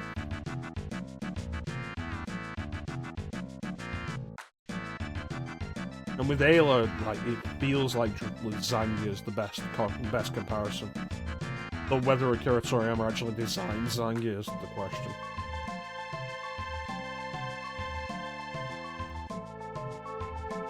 The future.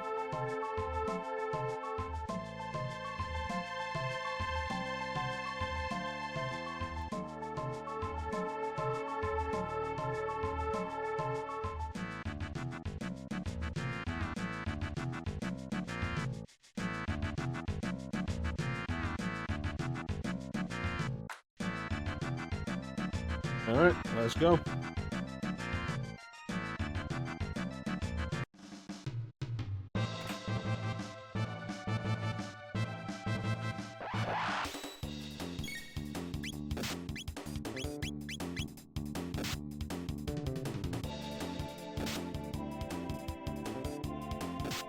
I think more than anything, what it comes down to is the hair.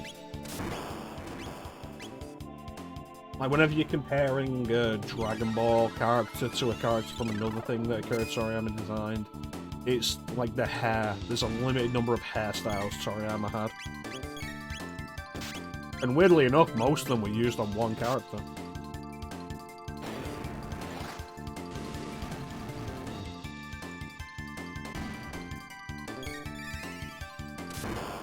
I wonder if, like, by the time of stuff like Dragon Quest IX, it was just kind of deliberately done. It's like, oh, here's a hairstyle that's the same as one of these Dragon Ball characters that you might want to be a little closer to in design. I'm trying to think. I feel like Dragon Quest IX has... It's been so long since I've played it. I feel like there's a Future Trunks, a long hair Future Trunks hairstyle. I'm thinking in my head there's like a Team Gohan hairstyle, but I'm probably getting that confused with Dragon Quest Monsters Joker.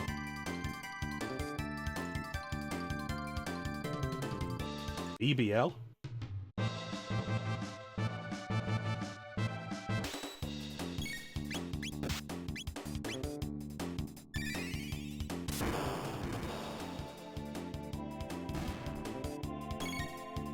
Yeah, so I wonder if it became like a deliberate idea later on.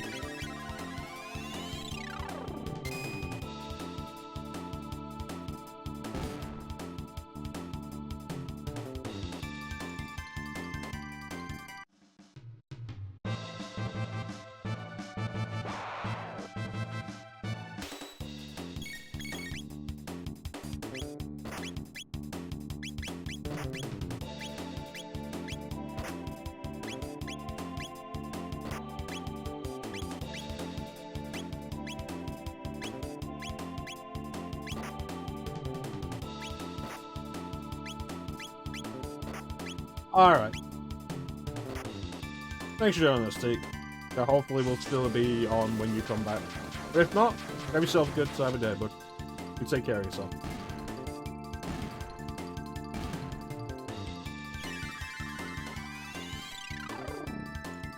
I should heal.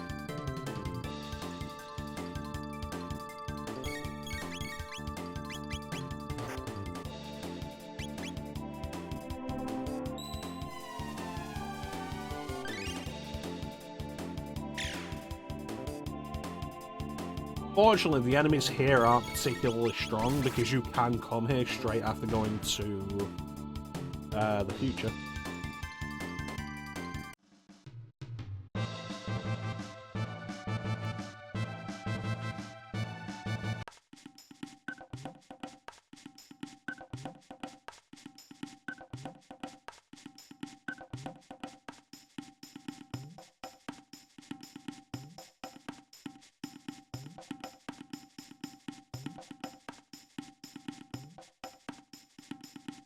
Blood, which suggests ice. Thank you.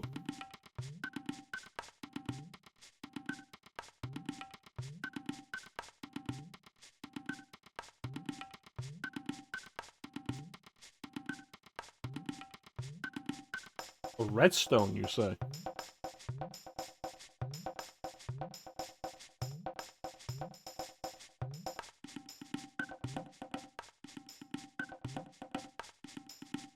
Lightning stuns dinosaurs.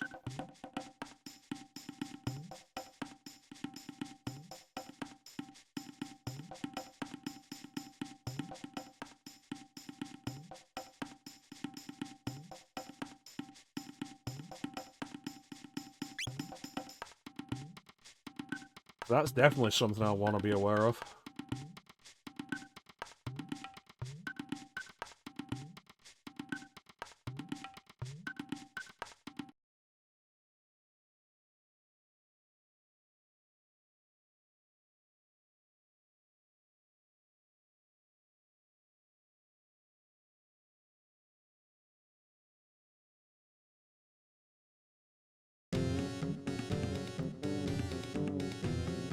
Who would have thought that, like, millions of years later at a fair, they'd get the music exactly right?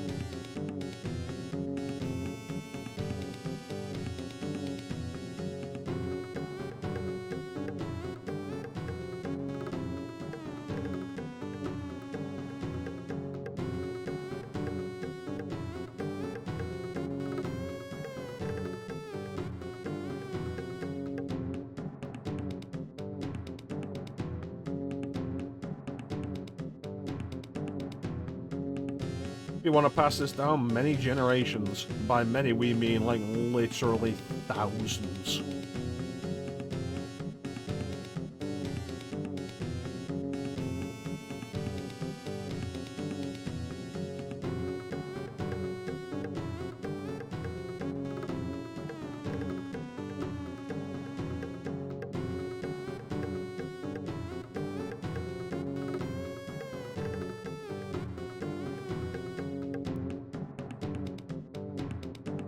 No, I don't want to leave, he says.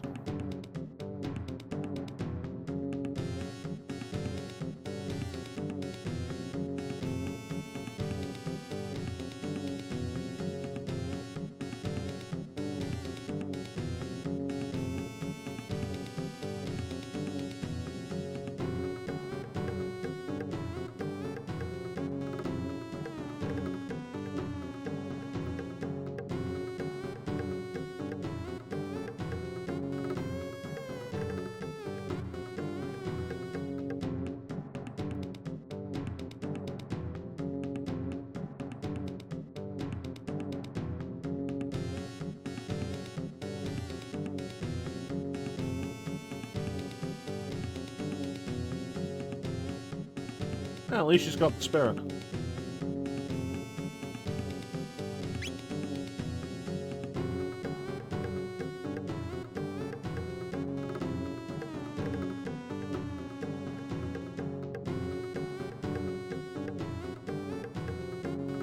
Well, I think she's a terrible drunk.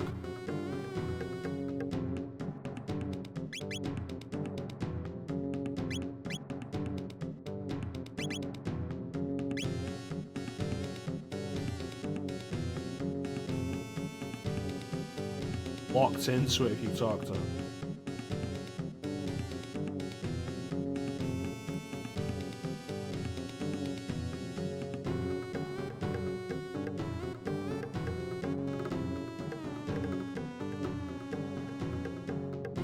I guess so.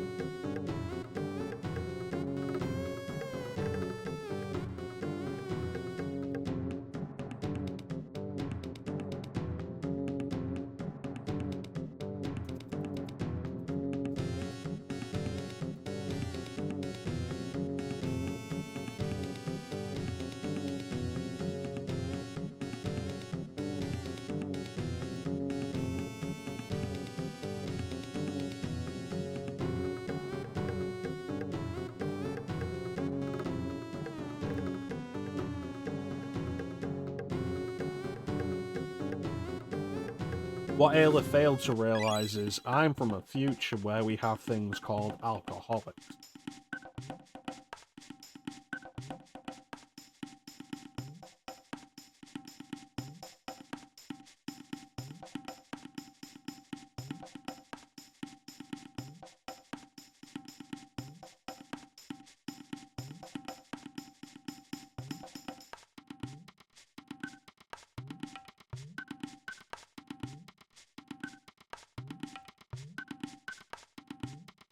We're only stuck here till we die.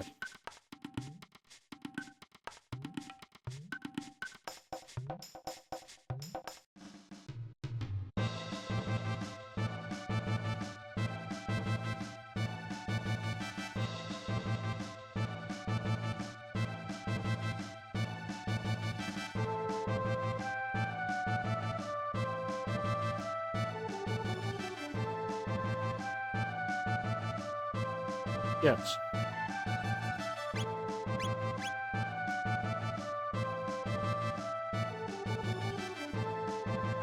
Let's see what we can equip her with. It's...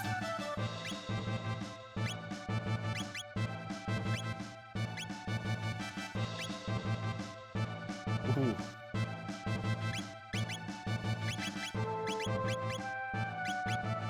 Yeah, that's all good stuff.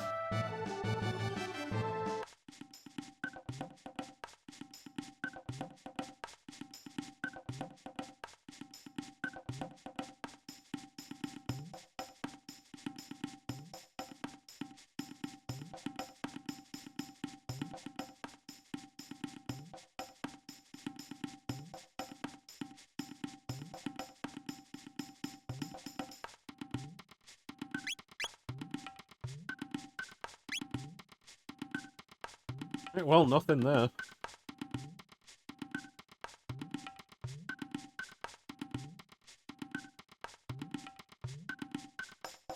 Left food out.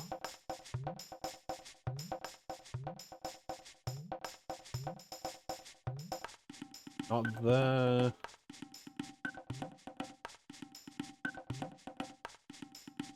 Try the huts down south.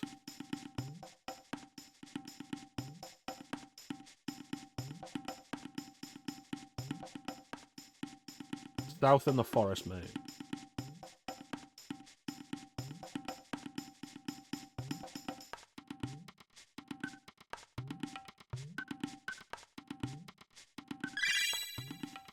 Oh, thank you.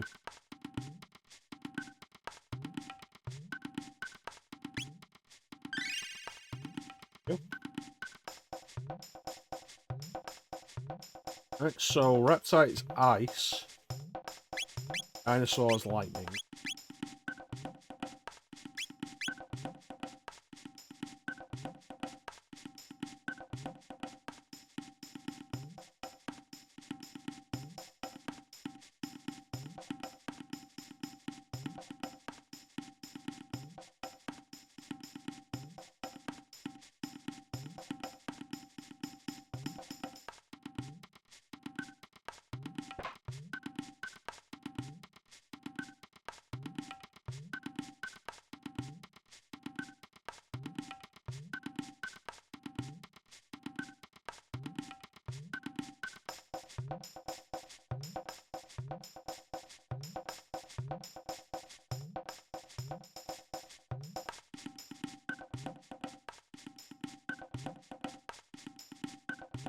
reptiles.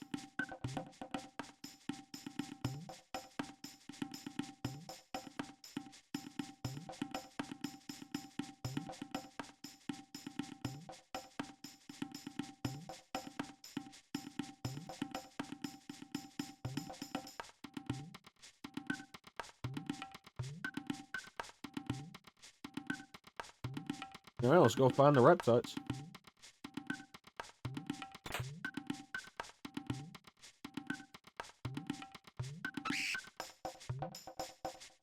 Those aren't reptiles, those are birds.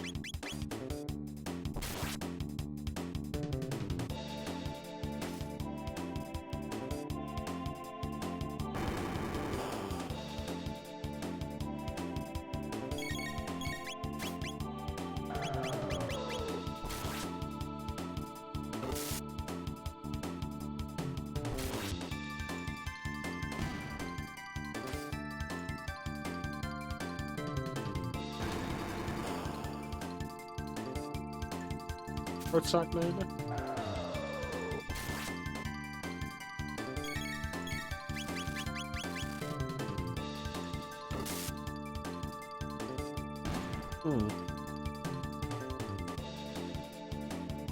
Have to be aware of that.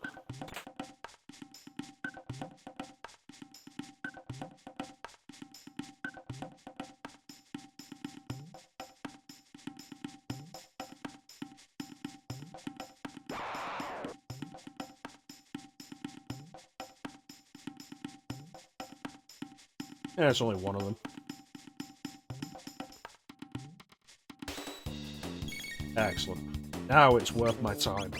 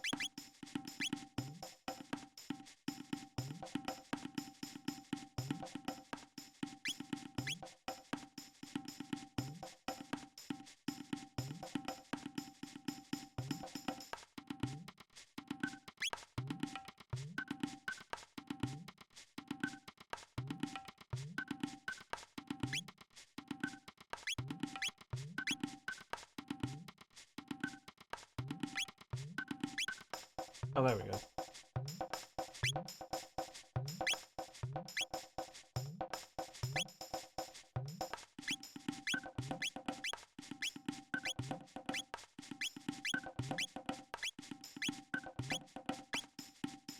All of her stats except magic and magic defense are way higher.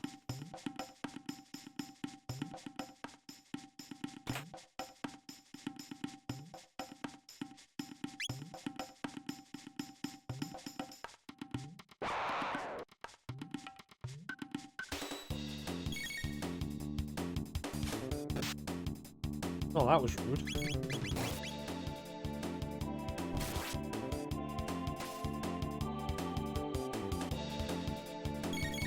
I do like having Ayla in the party. An entirely physical focused character I don't think is necessarily a bad idea. One who can do like good physical damage, and then you've got Chrono who can do good physical and magical damage. And you can have Marl who'll do decent magic damage and healing. I think it works out.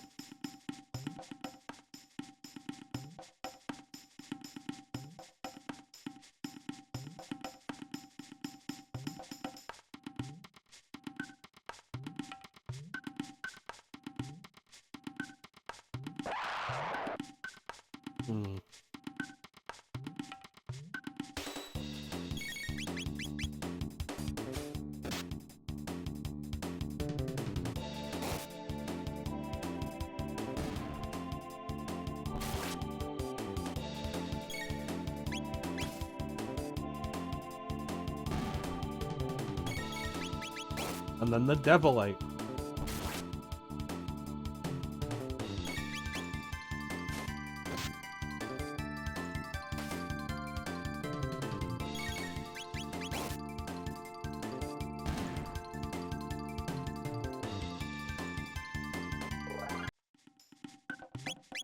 And then a quick heal.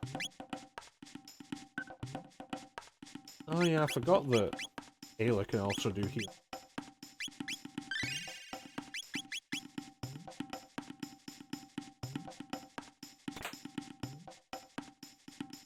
I'd say it was worth going back for.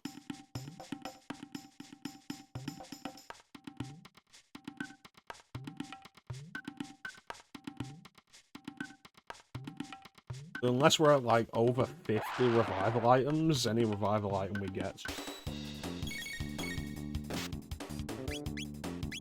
Dinosaurs don't like lightning.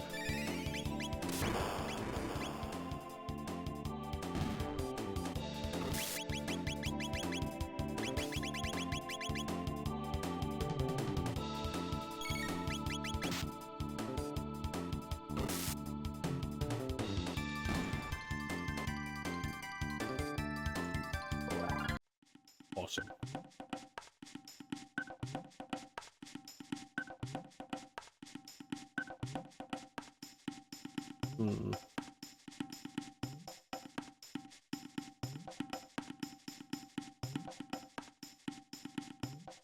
But which direction is progress? Go the other way and find items.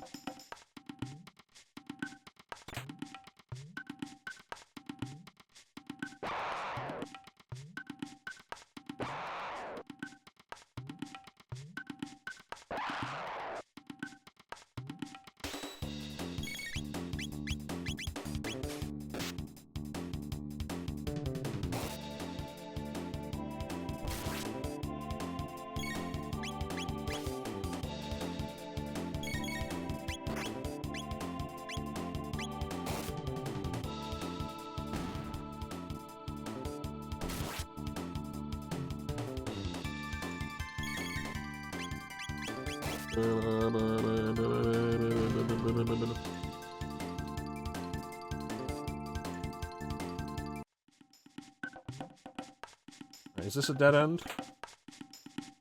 It looks like it's a dead end, which is excellent. It's exactly what I wanted. Go the other way now and make some progress. You fucking...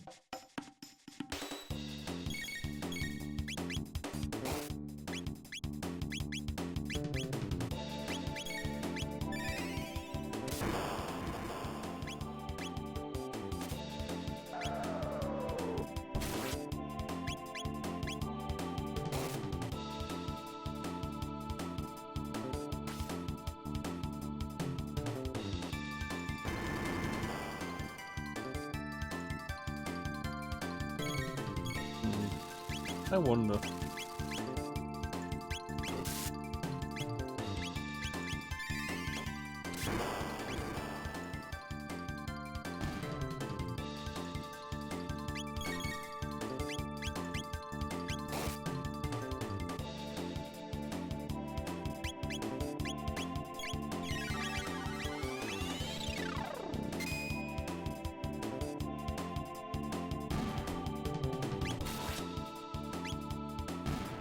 Yeah, I think that would suggest it. Gold is weaker to physical, red is weaker to magic, and they transition between the two to try and counter your capabilities.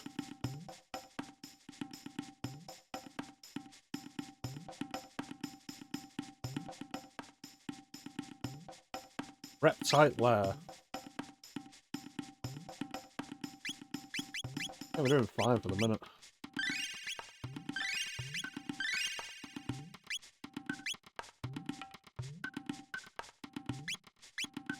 Yeah, no need to use a shelter yet.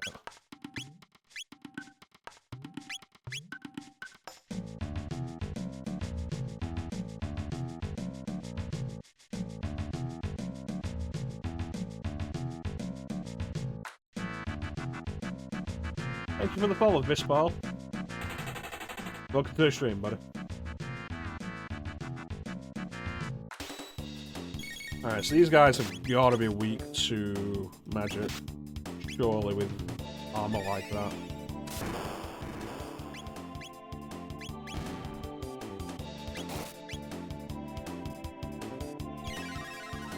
The unfortunate thing though, without Luca right now, I don't have a magical AoE right now.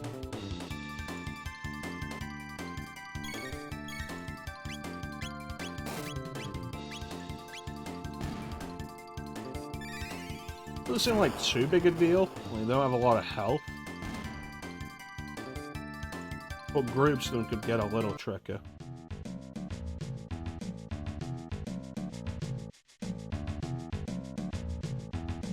I wonder where this hole goes.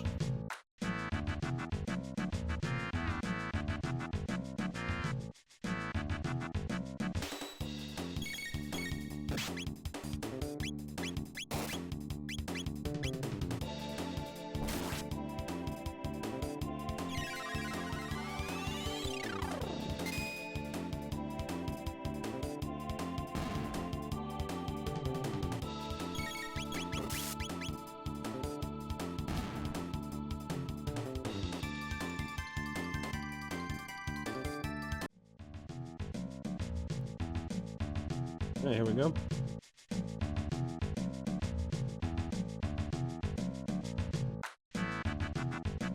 That's a jolly looking dinosaur.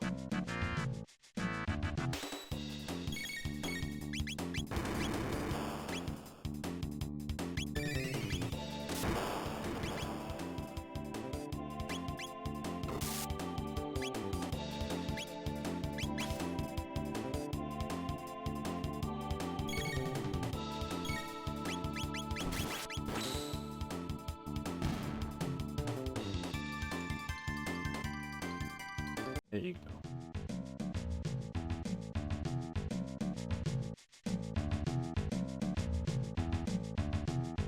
Right, and remember, reptiles are weak to ice.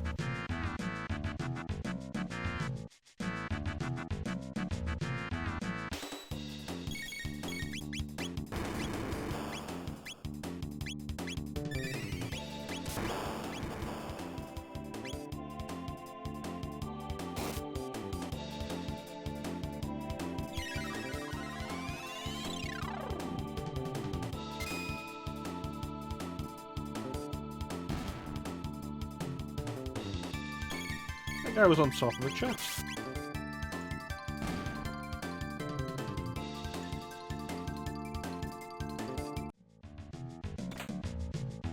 Ooh.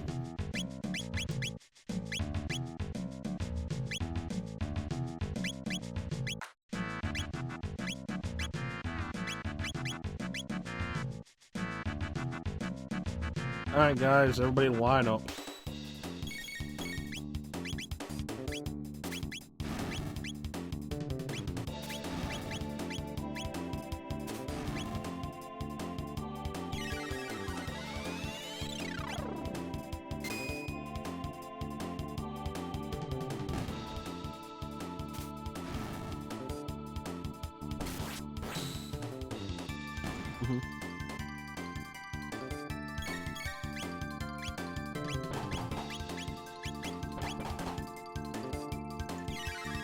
Weak to ice, how do they do with the lightning?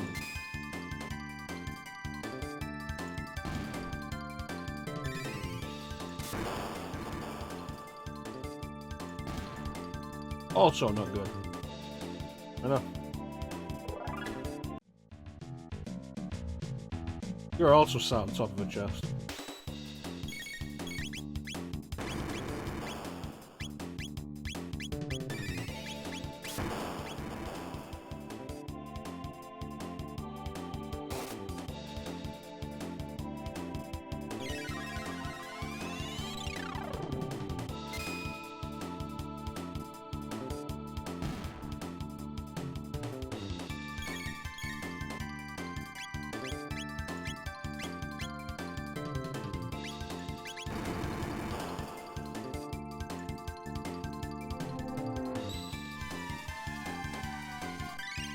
I remain justified in my decision to heal.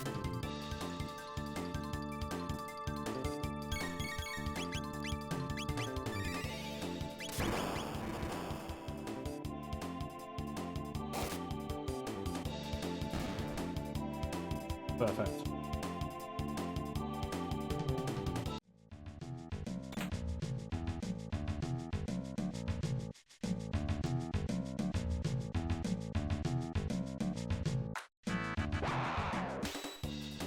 I didn't even get to move there.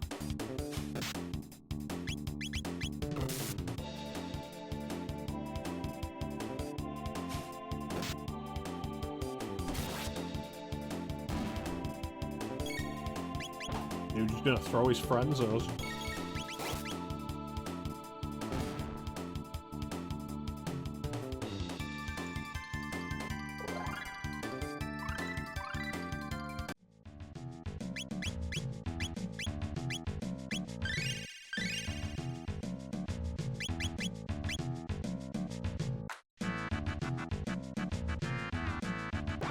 Oh, more of them.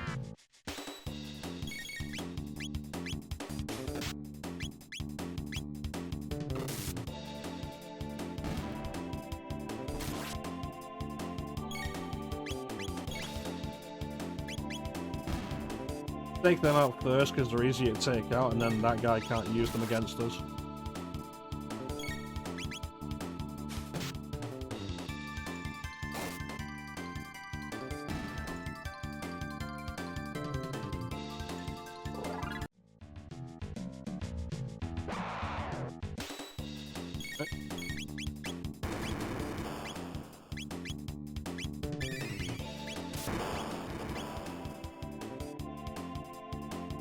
Megasaur!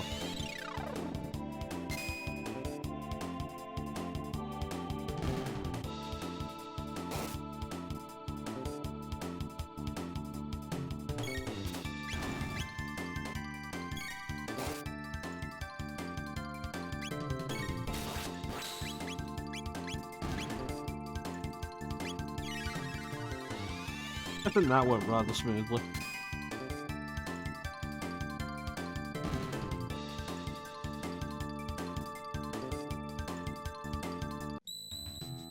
Save point. Yeah, let's use a shelter.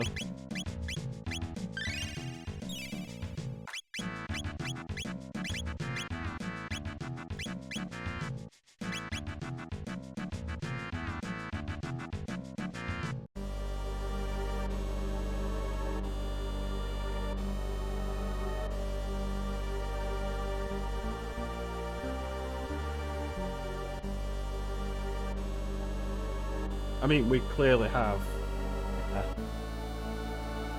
in more places than one.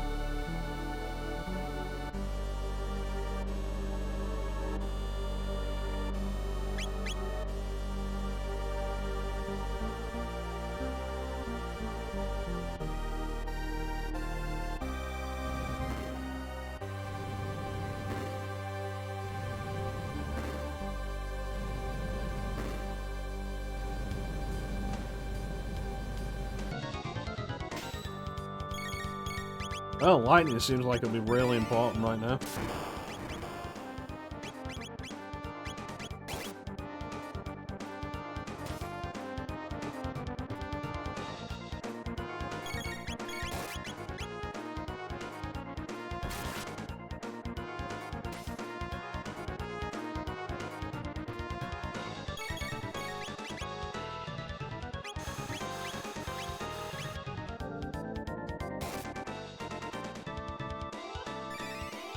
Yeah.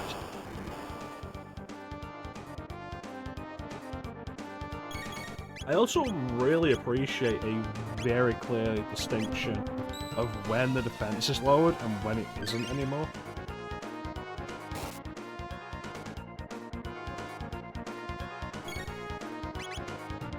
Rather than just guesswork.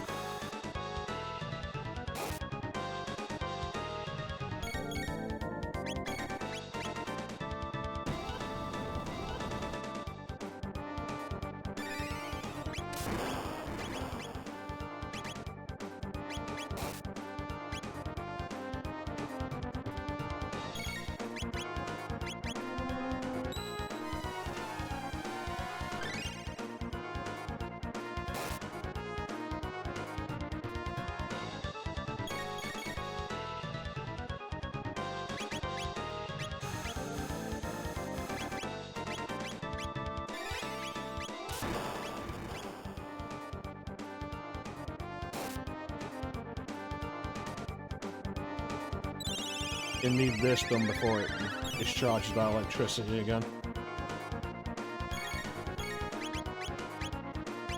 There we go.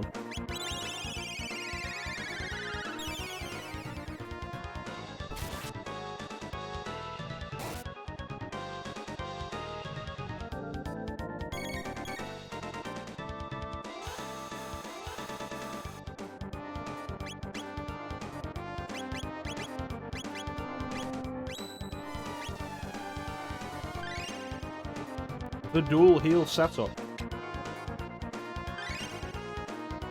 That's not the right person.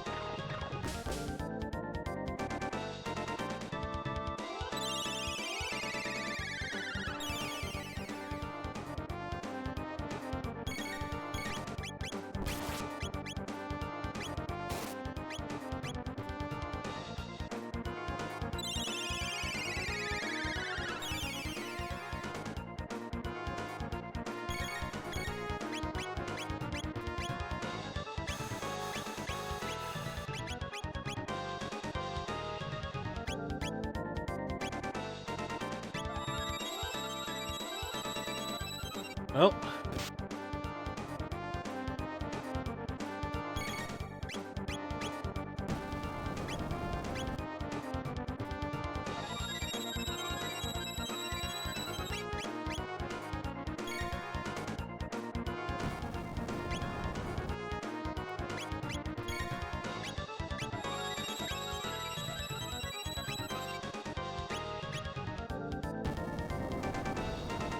Well.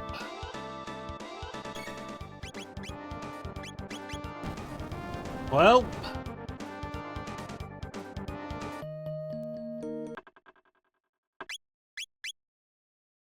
Fucking Disbell.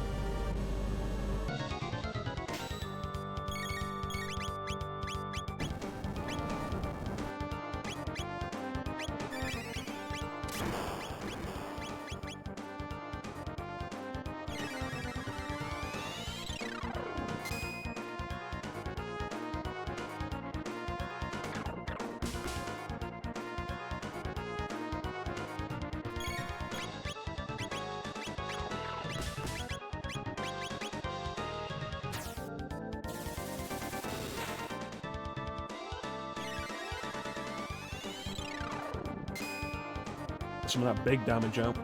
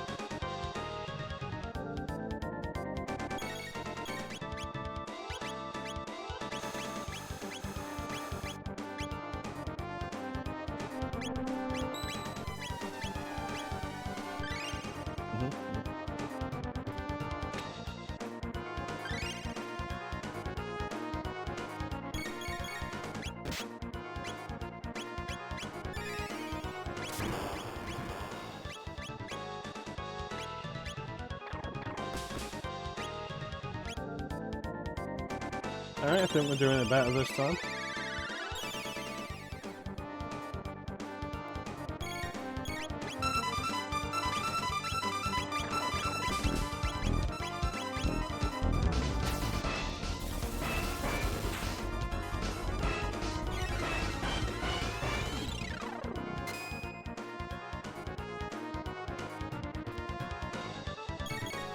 Then.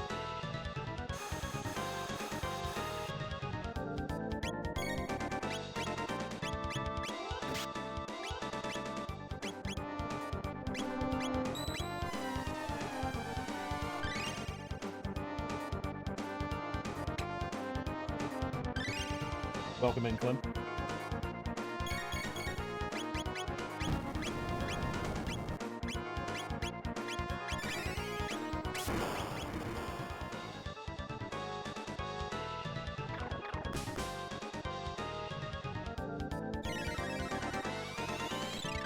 It's going. Readjusting my strategy for this guy.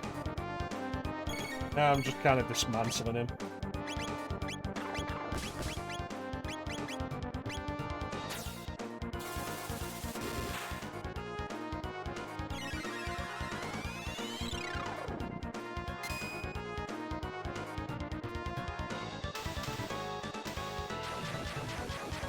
I mean, unless you were playing Madden.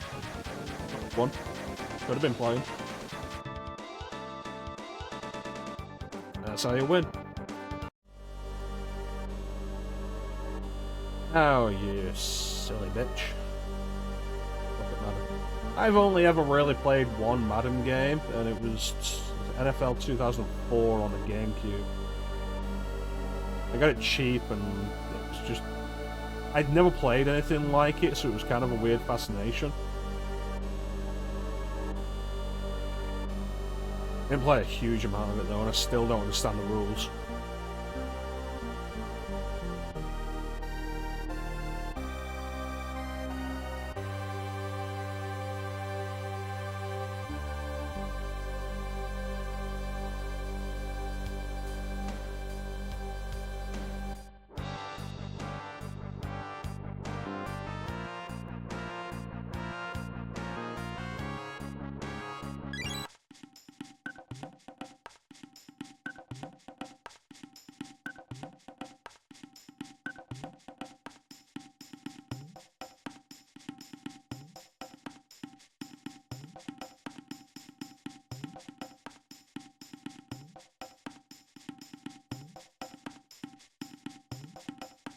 You know, an American football game I did enjoy somewhat was NFL Street 2.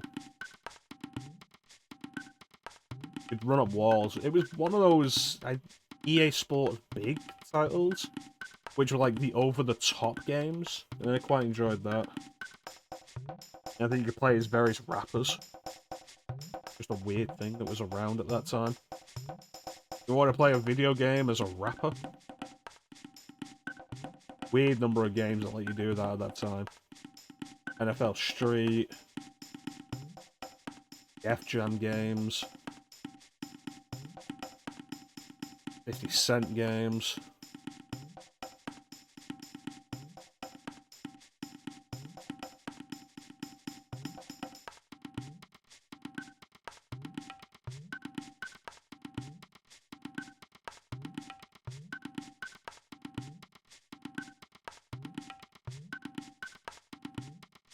Do I have anything to trade? That's not the trading hub.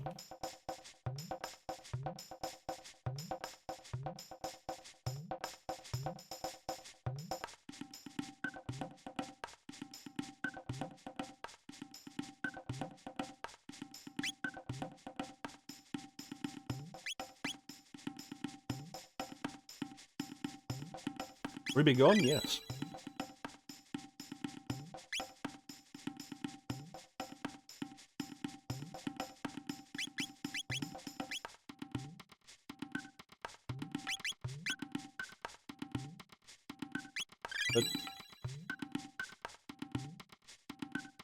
Right, you had a tournament, so you deliberately chose that over me, yeah.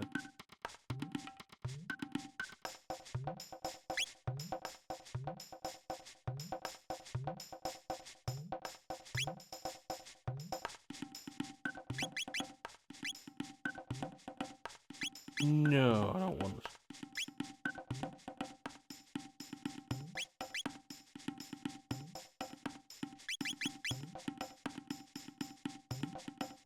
Yeah.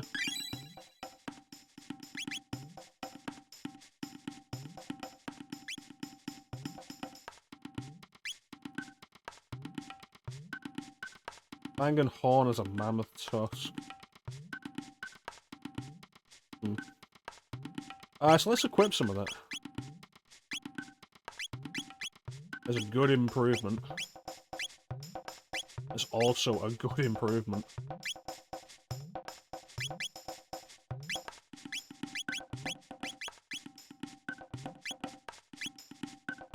Also a good improvement.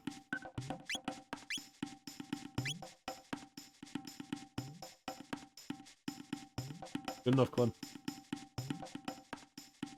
I expect you to be here tomorrow when we'll be streaming that Castlevania game that you keep refusing to do.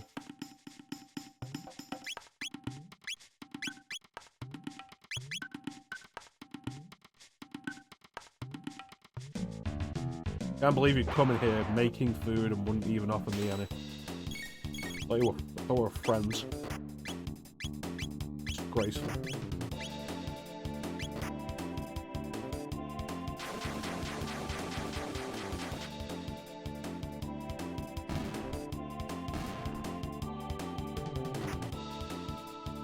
You know who would offer me food? Ninja.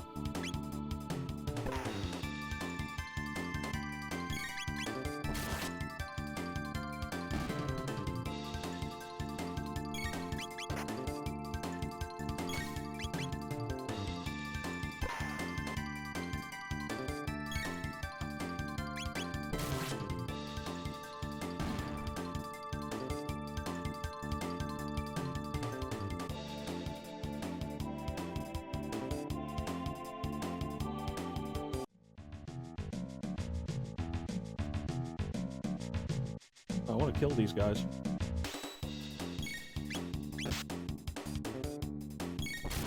I'm heading back to the end of time, so like, there's not really a good reason to not just ban a lot of magic.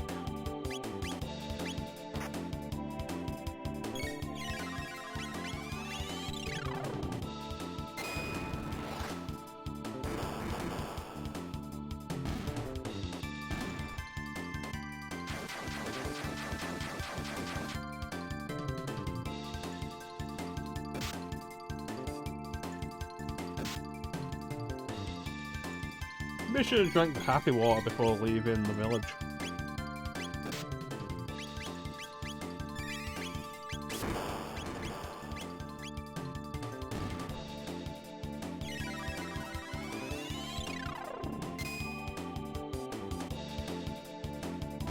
Ah, very good.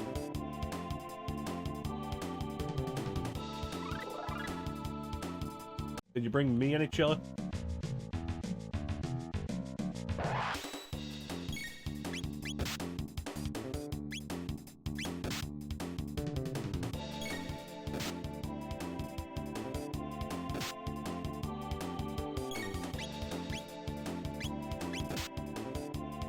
Do it now, do it now.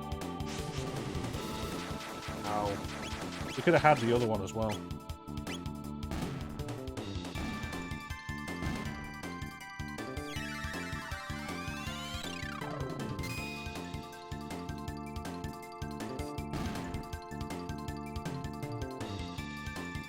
Excellent. So you got all the Magatamas then? I'm going to assume you looked up a guide because guarantee there's no way you're going to find all the Magatamas without a guide. Some of them are just kind of bullshit.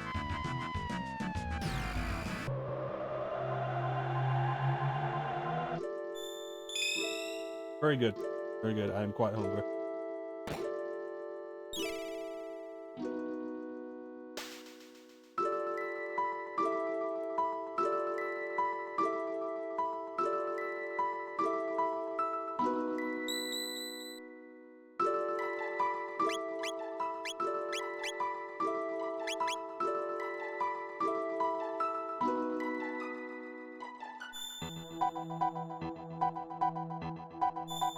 I'm going to assume it's the one that requires you to fight the failed Mara summon. Oh, really? You managed to stumble across the summoning circle at the right time?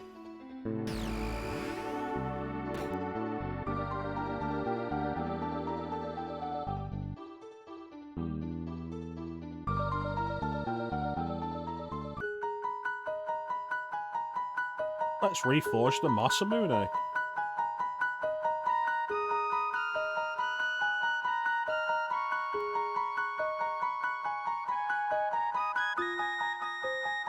I can travel through time.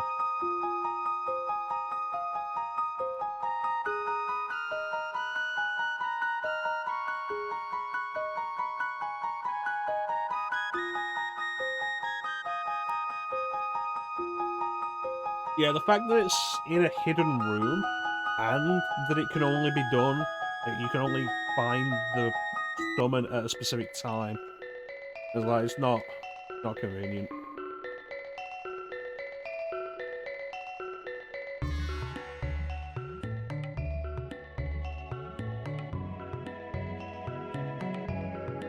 What is it, Climo? And Bob?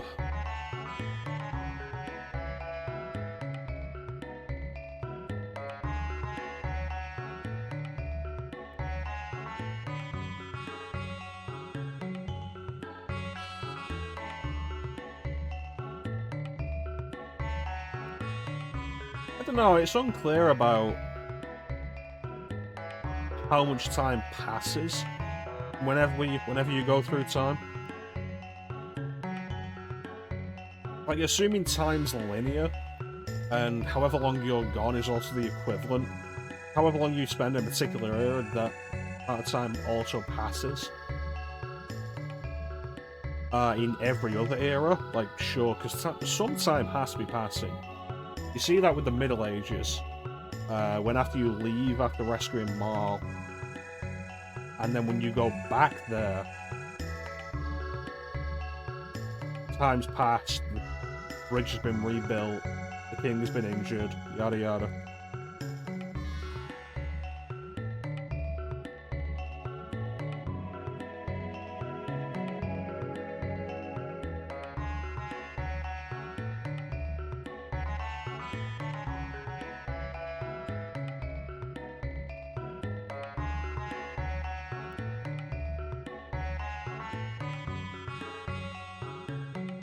I don't think she did anything.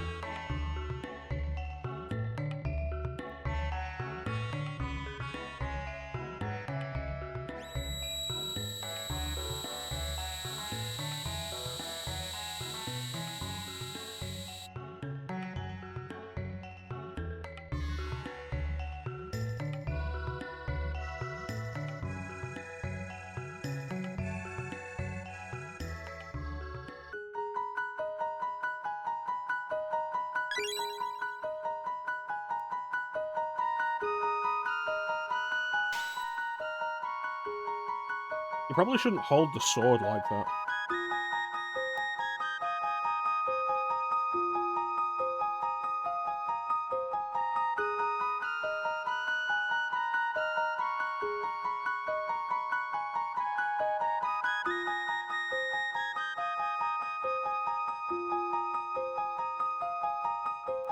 Do you actually have any swords I'd want to buy?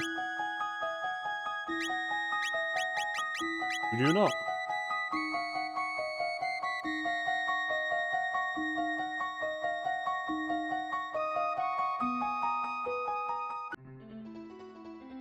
Yeah, learning to just get around that is the best way to deal with it.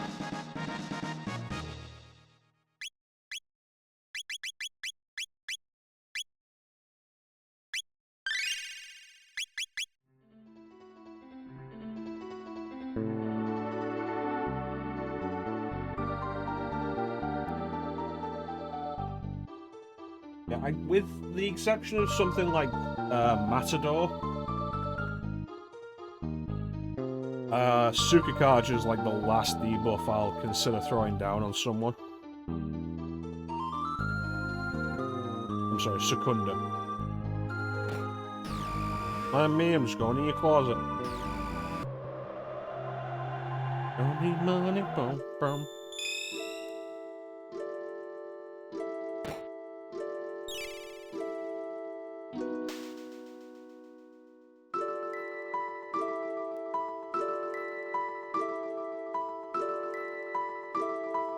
I'll just use a sword like that.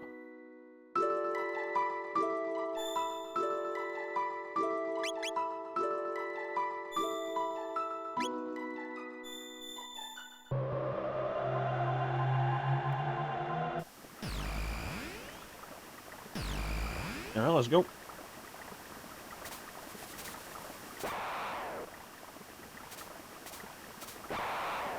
These guys are a different colour, and are different monsters entirely.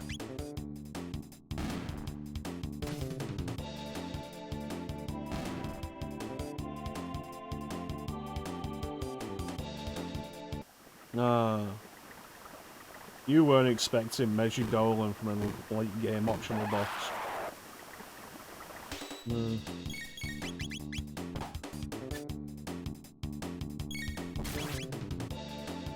I still need to get around to finishing that replay of Digital Devil Saga, so we can check out the demi-themed super box. Which I feel like is the only SMT super boss I'm ever going to go out of my way to show off. Because, like, other ones are just not worth it.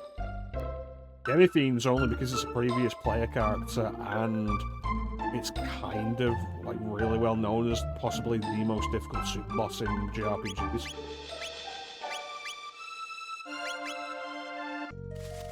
Stuff like Satan in Digital Devil Saga 2, like, I don't want to deal with that. Particularly because to even get to Satan, you've got to do it on hard mode, and Digital Devil Saga 2 was grindy enough on normal.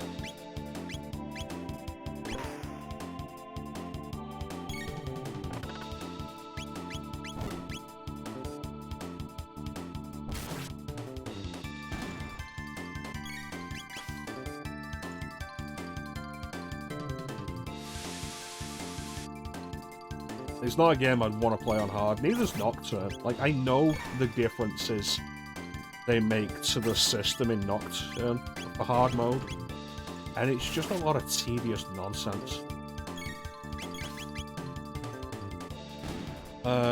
Devil Survivor's super boss Lucifer. He's kind of cool, and like, the only thing required to actually take on Lucifer in Devil Survivor is New Game Plus, and he just appears at a specific point, go to that point at that time, and there you go, Lucifer super boss fight.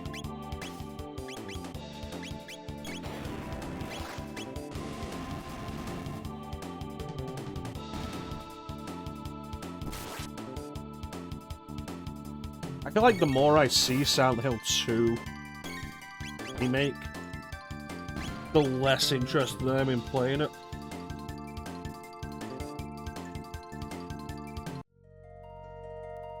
And it's entirely because of, like, the way the enemies are. It looks like everything's just really tanky. So you're doing a lot more combat, and it takes longer.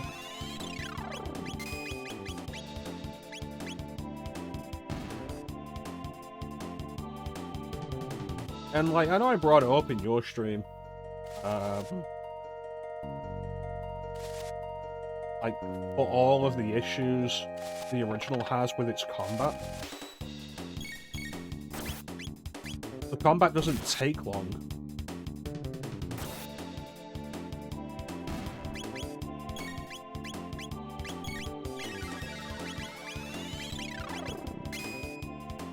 Yeah, exactly.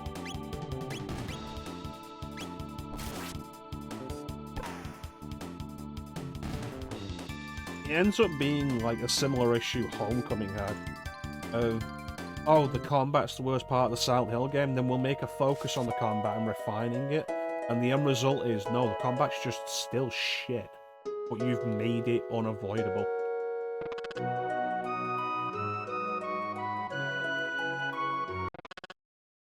Listen, I traveled through time several times to bring this sword to you in its pristine form. If you do not pick it up and wield it against Magus, I am going to beat you to death.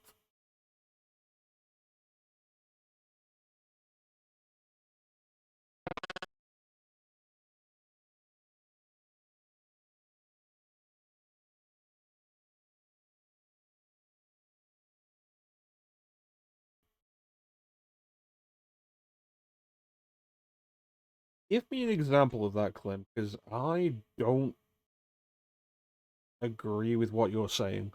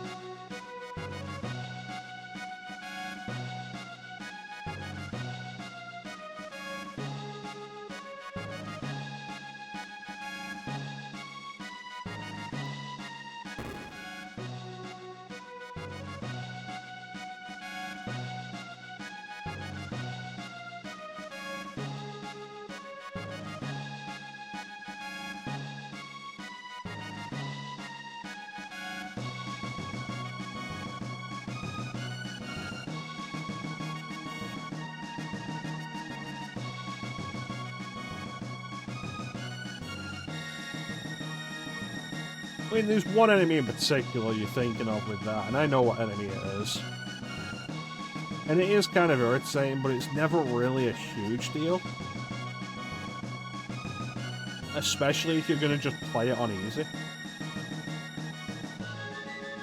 Like with the combat set to easy. Which I think is definitely a problem with the remake, of even when you set the combat to easy, the enemies are still so tanky. And there's one thing I have very little patience for anymore, it's a game where every monster is so goddamn tanky.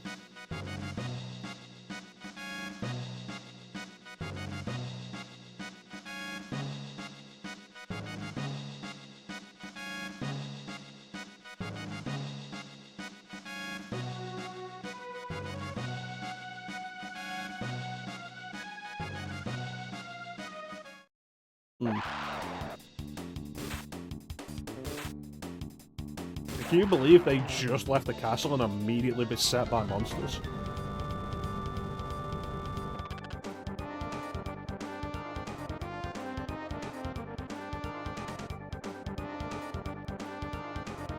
I mean, when it comes down to it, like, Silent Hill 2's not bad on normal. And, like, when I streamed Silent Hill 3, I did it on normal. And, like, it's not awful. And in particular, I really appreciate the option to choose difficulty of combat and puzzles separately.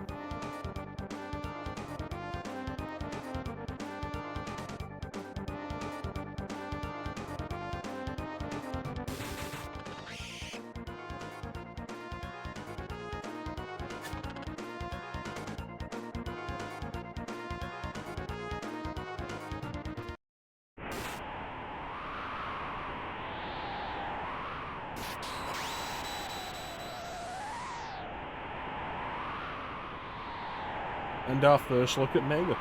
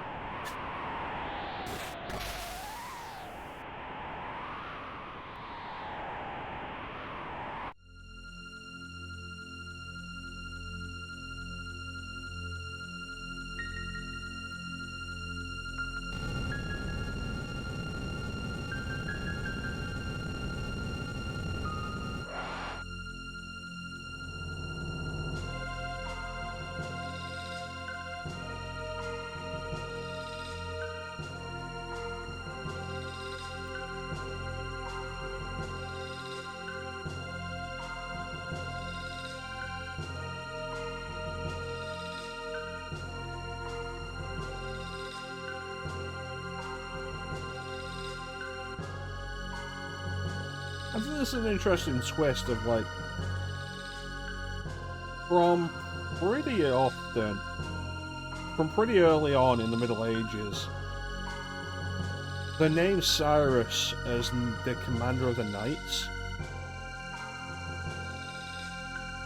is pushed on you.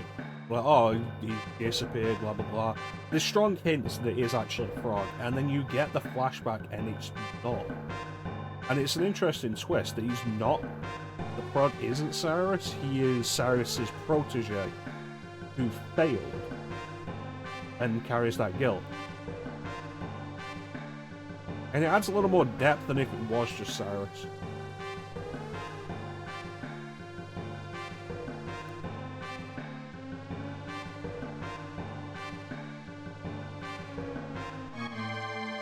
Yeah, people calling Red 13 Anarchy stupid.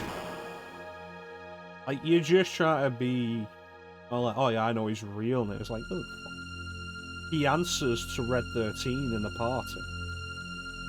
Even when the party knows his name is Anarchy, they still call him Red 13 because that's his name in the party.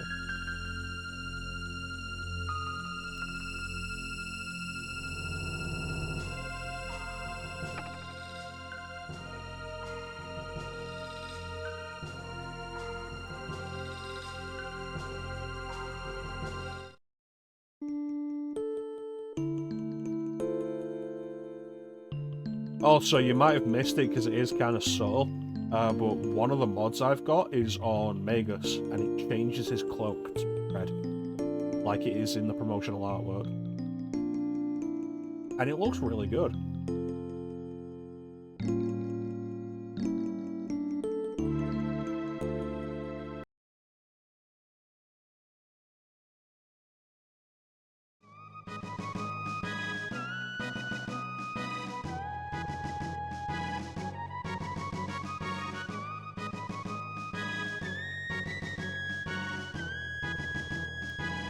Yeah, we're probably gonna die.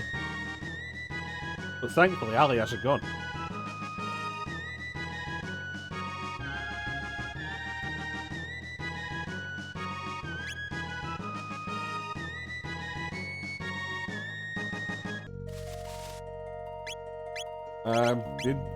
Is Frog automatic? No, he's not automatically equipped with it. He's not even using it yet.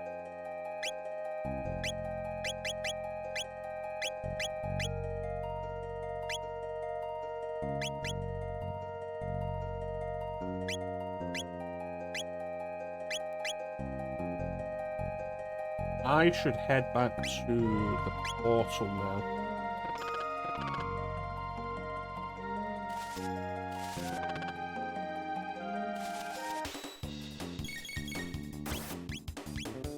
Well, I think you should shut your whole mouth.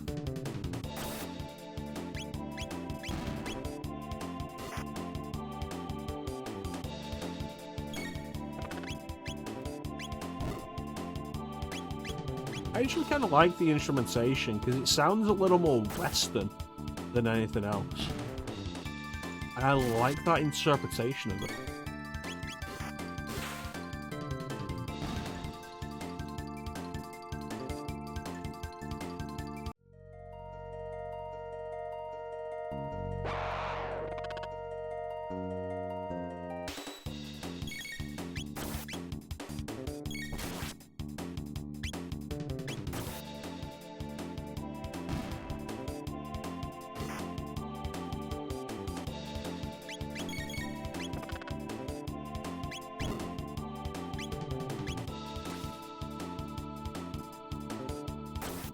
So now we can just kill the snake.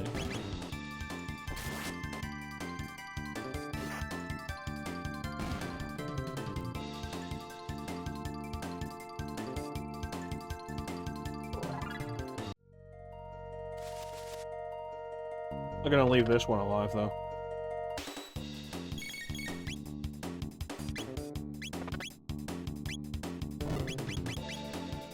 Yeah, so I think what we're going to do is we'll head back to the end of time so Frog can get magic. Then we'll head towards Magus' Keep and we'll call it. Because the stream keeps on... it cannot maintain a stable connection. It keeps dropping. Dropping the bitrate.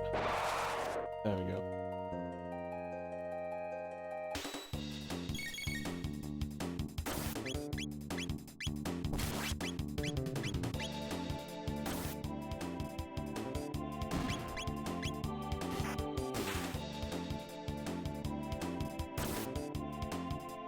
Yeah, like now, right now, it's not doing so great.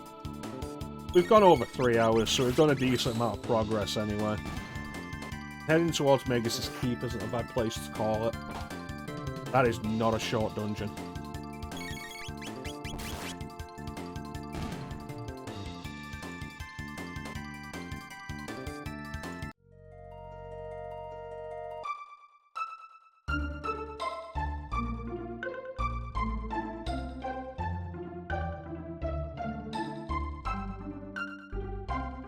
Yeah, that's something for me to do later after I get the epoch.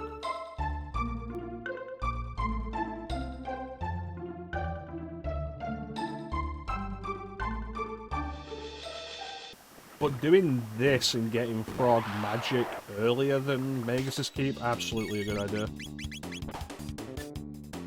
Megas' Keep.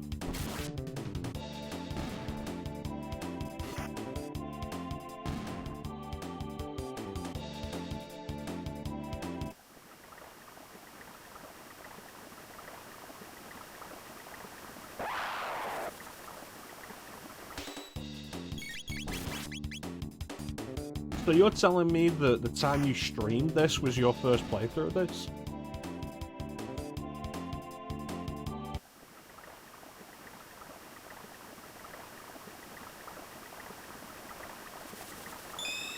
Yeah, stuff.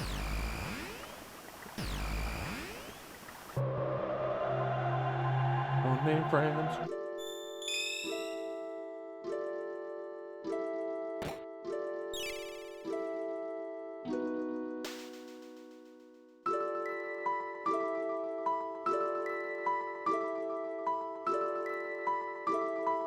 Oh.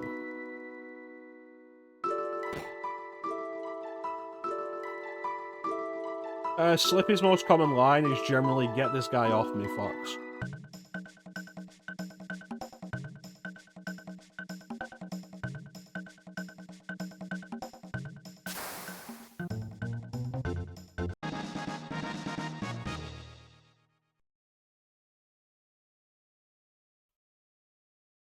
It's your second full play.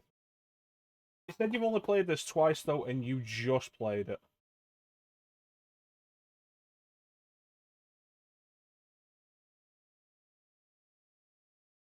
Let's give it a shot.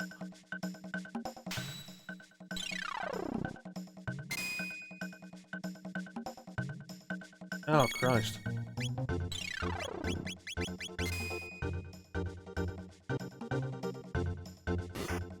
God damn it, Specchio.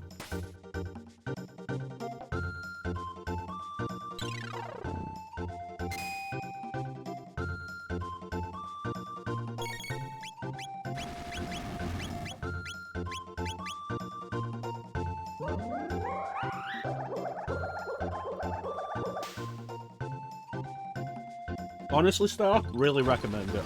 If you enjoy any JRPGs, you'll probably enjoy this.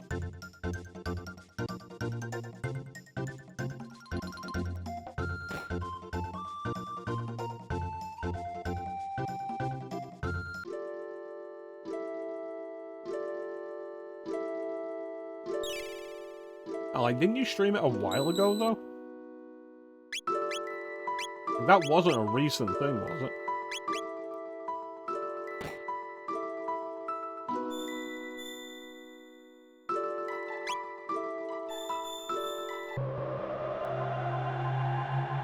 The power of love.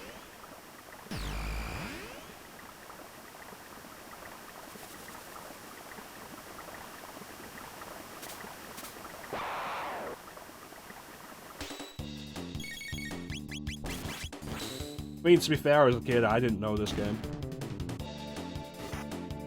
Because it wasn't released over here until 2008. I mean, I can honestly understand the argument. Chrono Trigger is a very solid RPG. And I think... I said this last stream. I think the main thing that really helps it is there's, like, zero filler to it.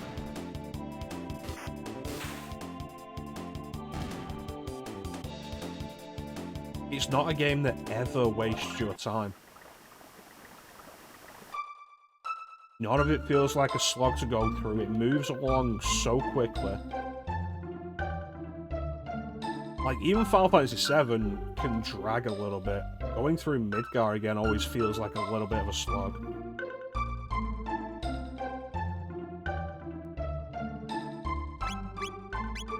But Chrono Trigger gets going so fast. And it's not even because it's an old game, because FF6 has a similar issue as that.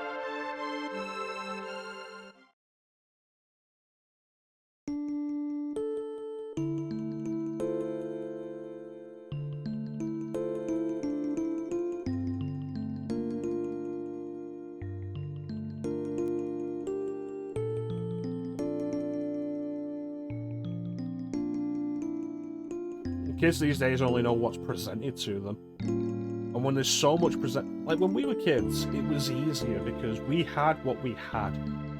And it's like, oh, what else can we find?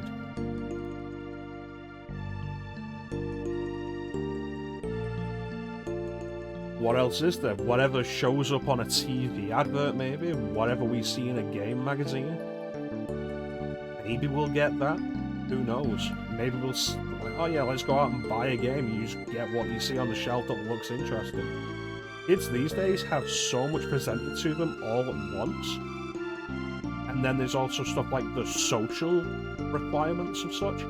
Fortnite being a free-to-play game, more than anything else, is like, it gives kids no excuse to not have... It's like, oh, my parents didn't have... Like, why aren't you playing Pokemon?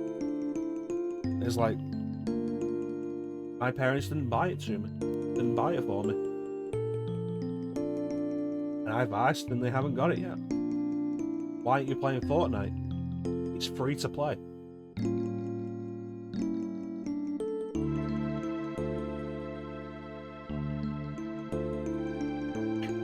Kids these days live in such an awkward time for that kind of thing. Especially when you consider stuff like the social pressure of it. And how much is just presented to them all at once.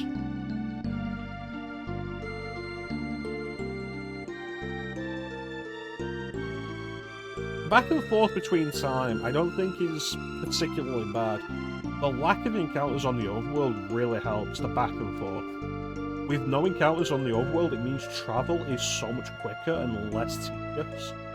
So you're more encouraged to go back and forth between a lot of the areas. And it takes so much less time than anything else.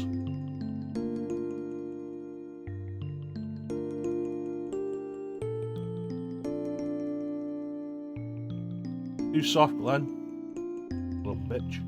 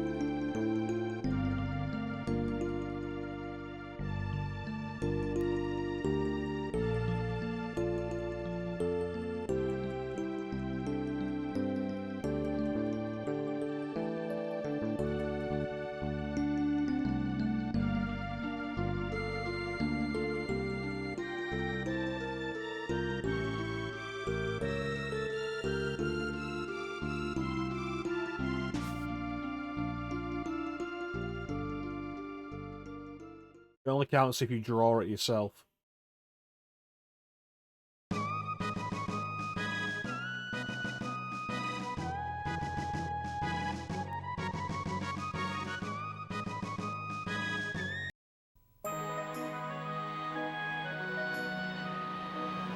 What about this instrumentation?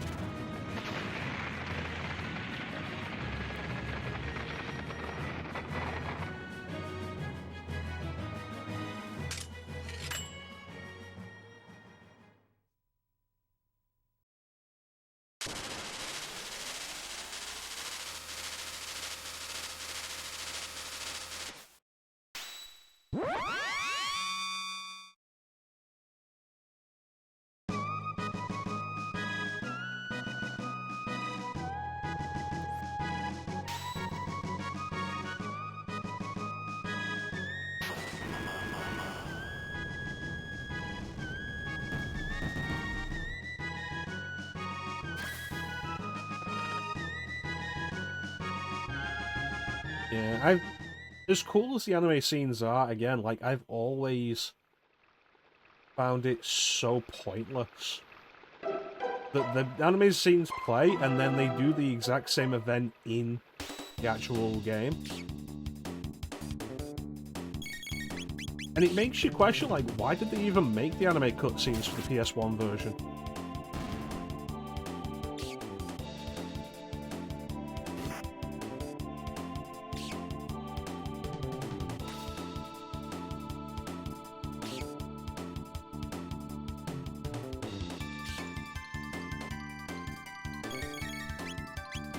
And then, like, the question becomes, how did they decide which scenes specifically would get anime cutscenes?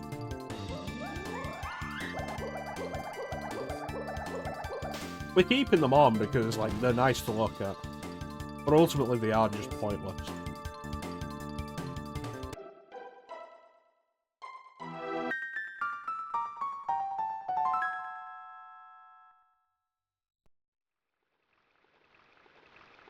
Welcome back to...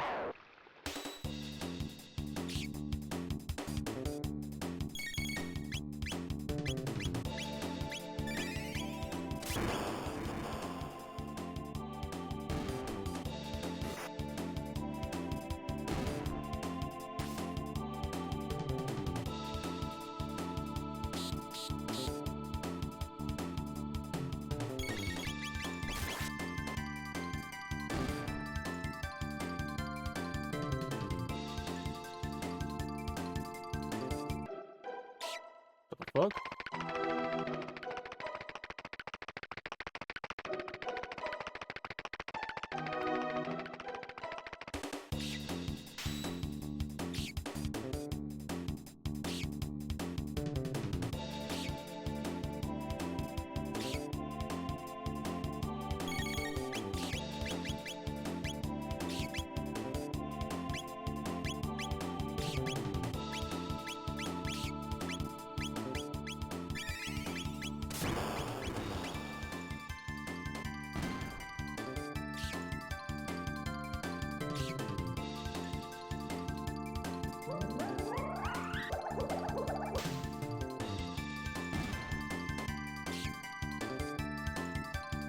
I don't know, because, like, consider Final Fantasy VI.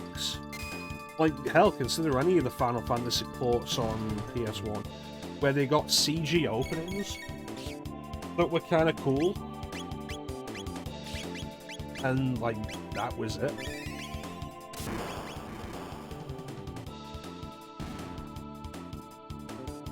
They didn't get new cutscenes just spliced into the game.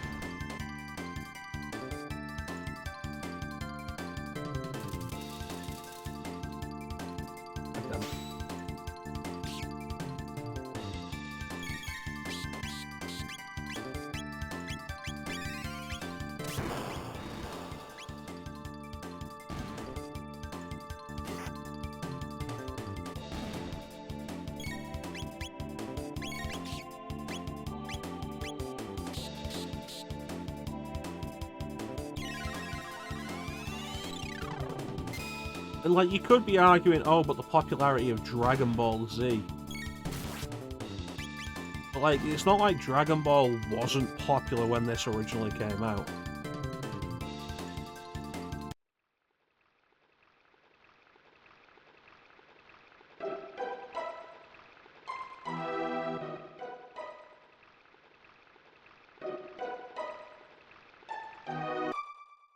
How would they know that? Humans can't cast magic.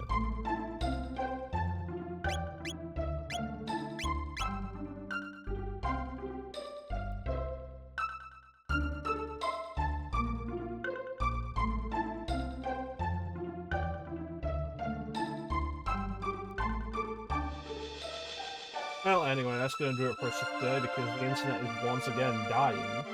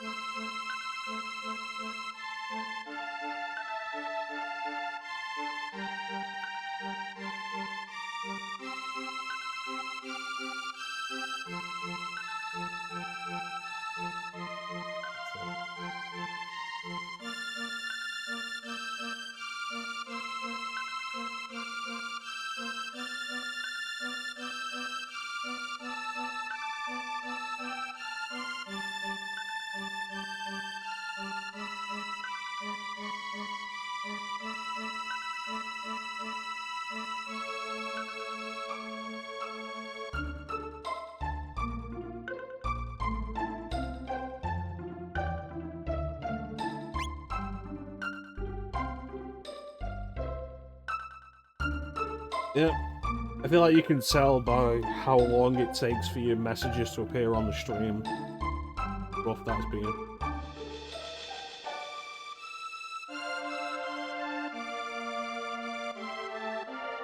I feel like I want to put some effort into making a widescreen frame that doesn't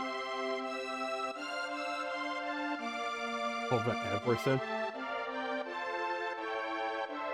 Shrink it down a little bit. Have the widescreen in like a window like this.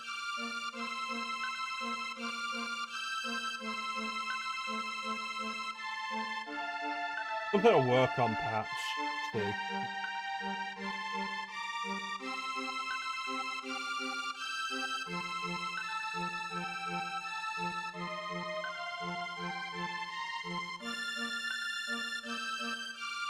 But yeah, that's going to do it for us today. I want to thank everyone for joining the stream. I always really appreciate the support. Big special thank you to everyone in the chat. Chat is always the best part of the stream.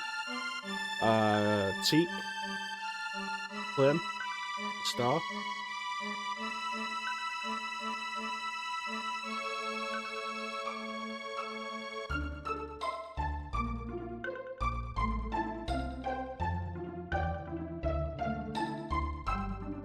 Oh, Panda was here earlier.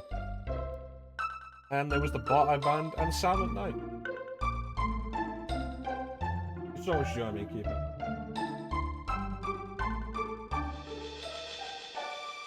Yeah, the stream keeps having trouble, which is a big part of the reason why I'm calling it here. It's a reasonable place to call it. If it keeps going, then, like... So when we come back on the next Chrono Trigger session, we'll be doing Magus' Keep. Tomorrow we'll be back with Castlevania, as we play the Castlevania game that Clem is too scared to stream, Rondo of Blood. We'll be playing the original Japanese version, released for the PC Engine Super CD.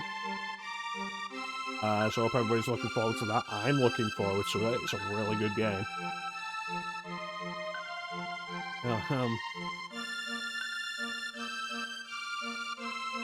And when we've beaten that, Rondo is really good. It really fucking is.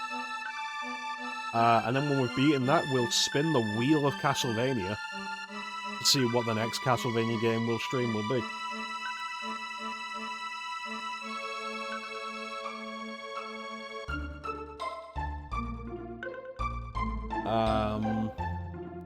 Yeah, so I've set up the wheel of Castlevania. We can just spin it. And... with whatever it picks. There's not as many entries on it as I expected. And what it leaves me with is the feeling that if I did this regularly, I could have every Castlevania game done before the end of the year.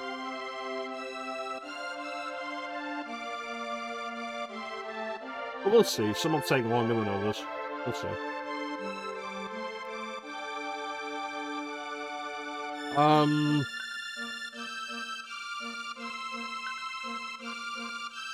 Following Chrono Trigger, we are intending Final Fantasy VII Rebirth. I say intending. I might push that off a little bit and start doing some of the DLC stuff for the games that I've already streamed, which is something I want to get to. Bearing in mind that Rebirth is supposed to be so goddamn long. Like maybe do some of that first.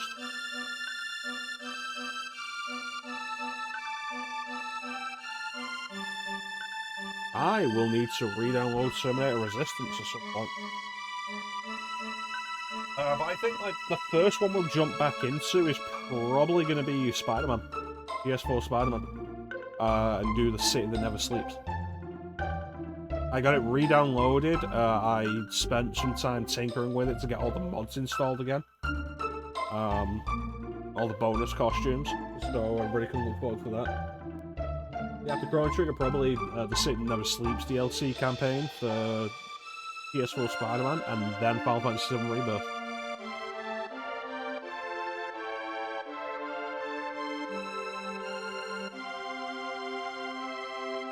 This isn't going to take too much longer, though. Another thing that really helps the idea that Chrono Trigger is the perfect JRPG is that it's also not that long. Like, unless you're really going out of your way for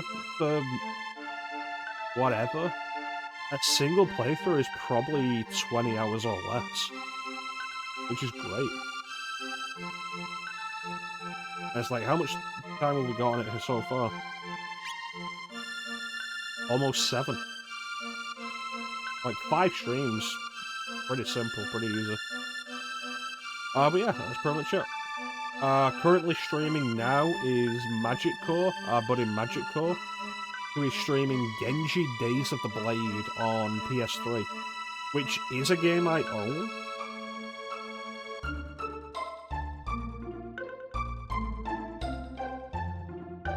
No, I don't own that anymore.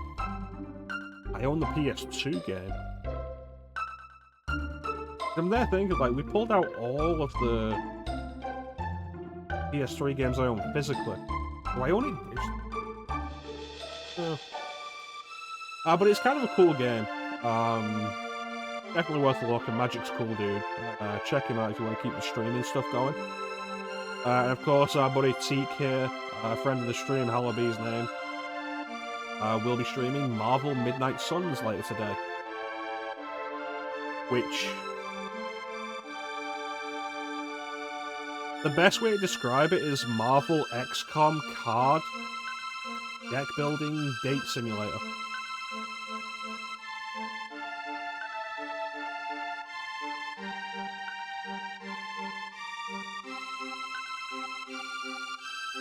Really weird combination of things. But it seems fun enough, and Teek's enjoying it. So, like, check Teek out. Teek's cool people. But yeah, that's pretty much it for us for today. So, there's not really anything else to say, except thank you all for watching. Have yourselves a fantastic time of day. And take care. We'll catch you next time, guys. Bye.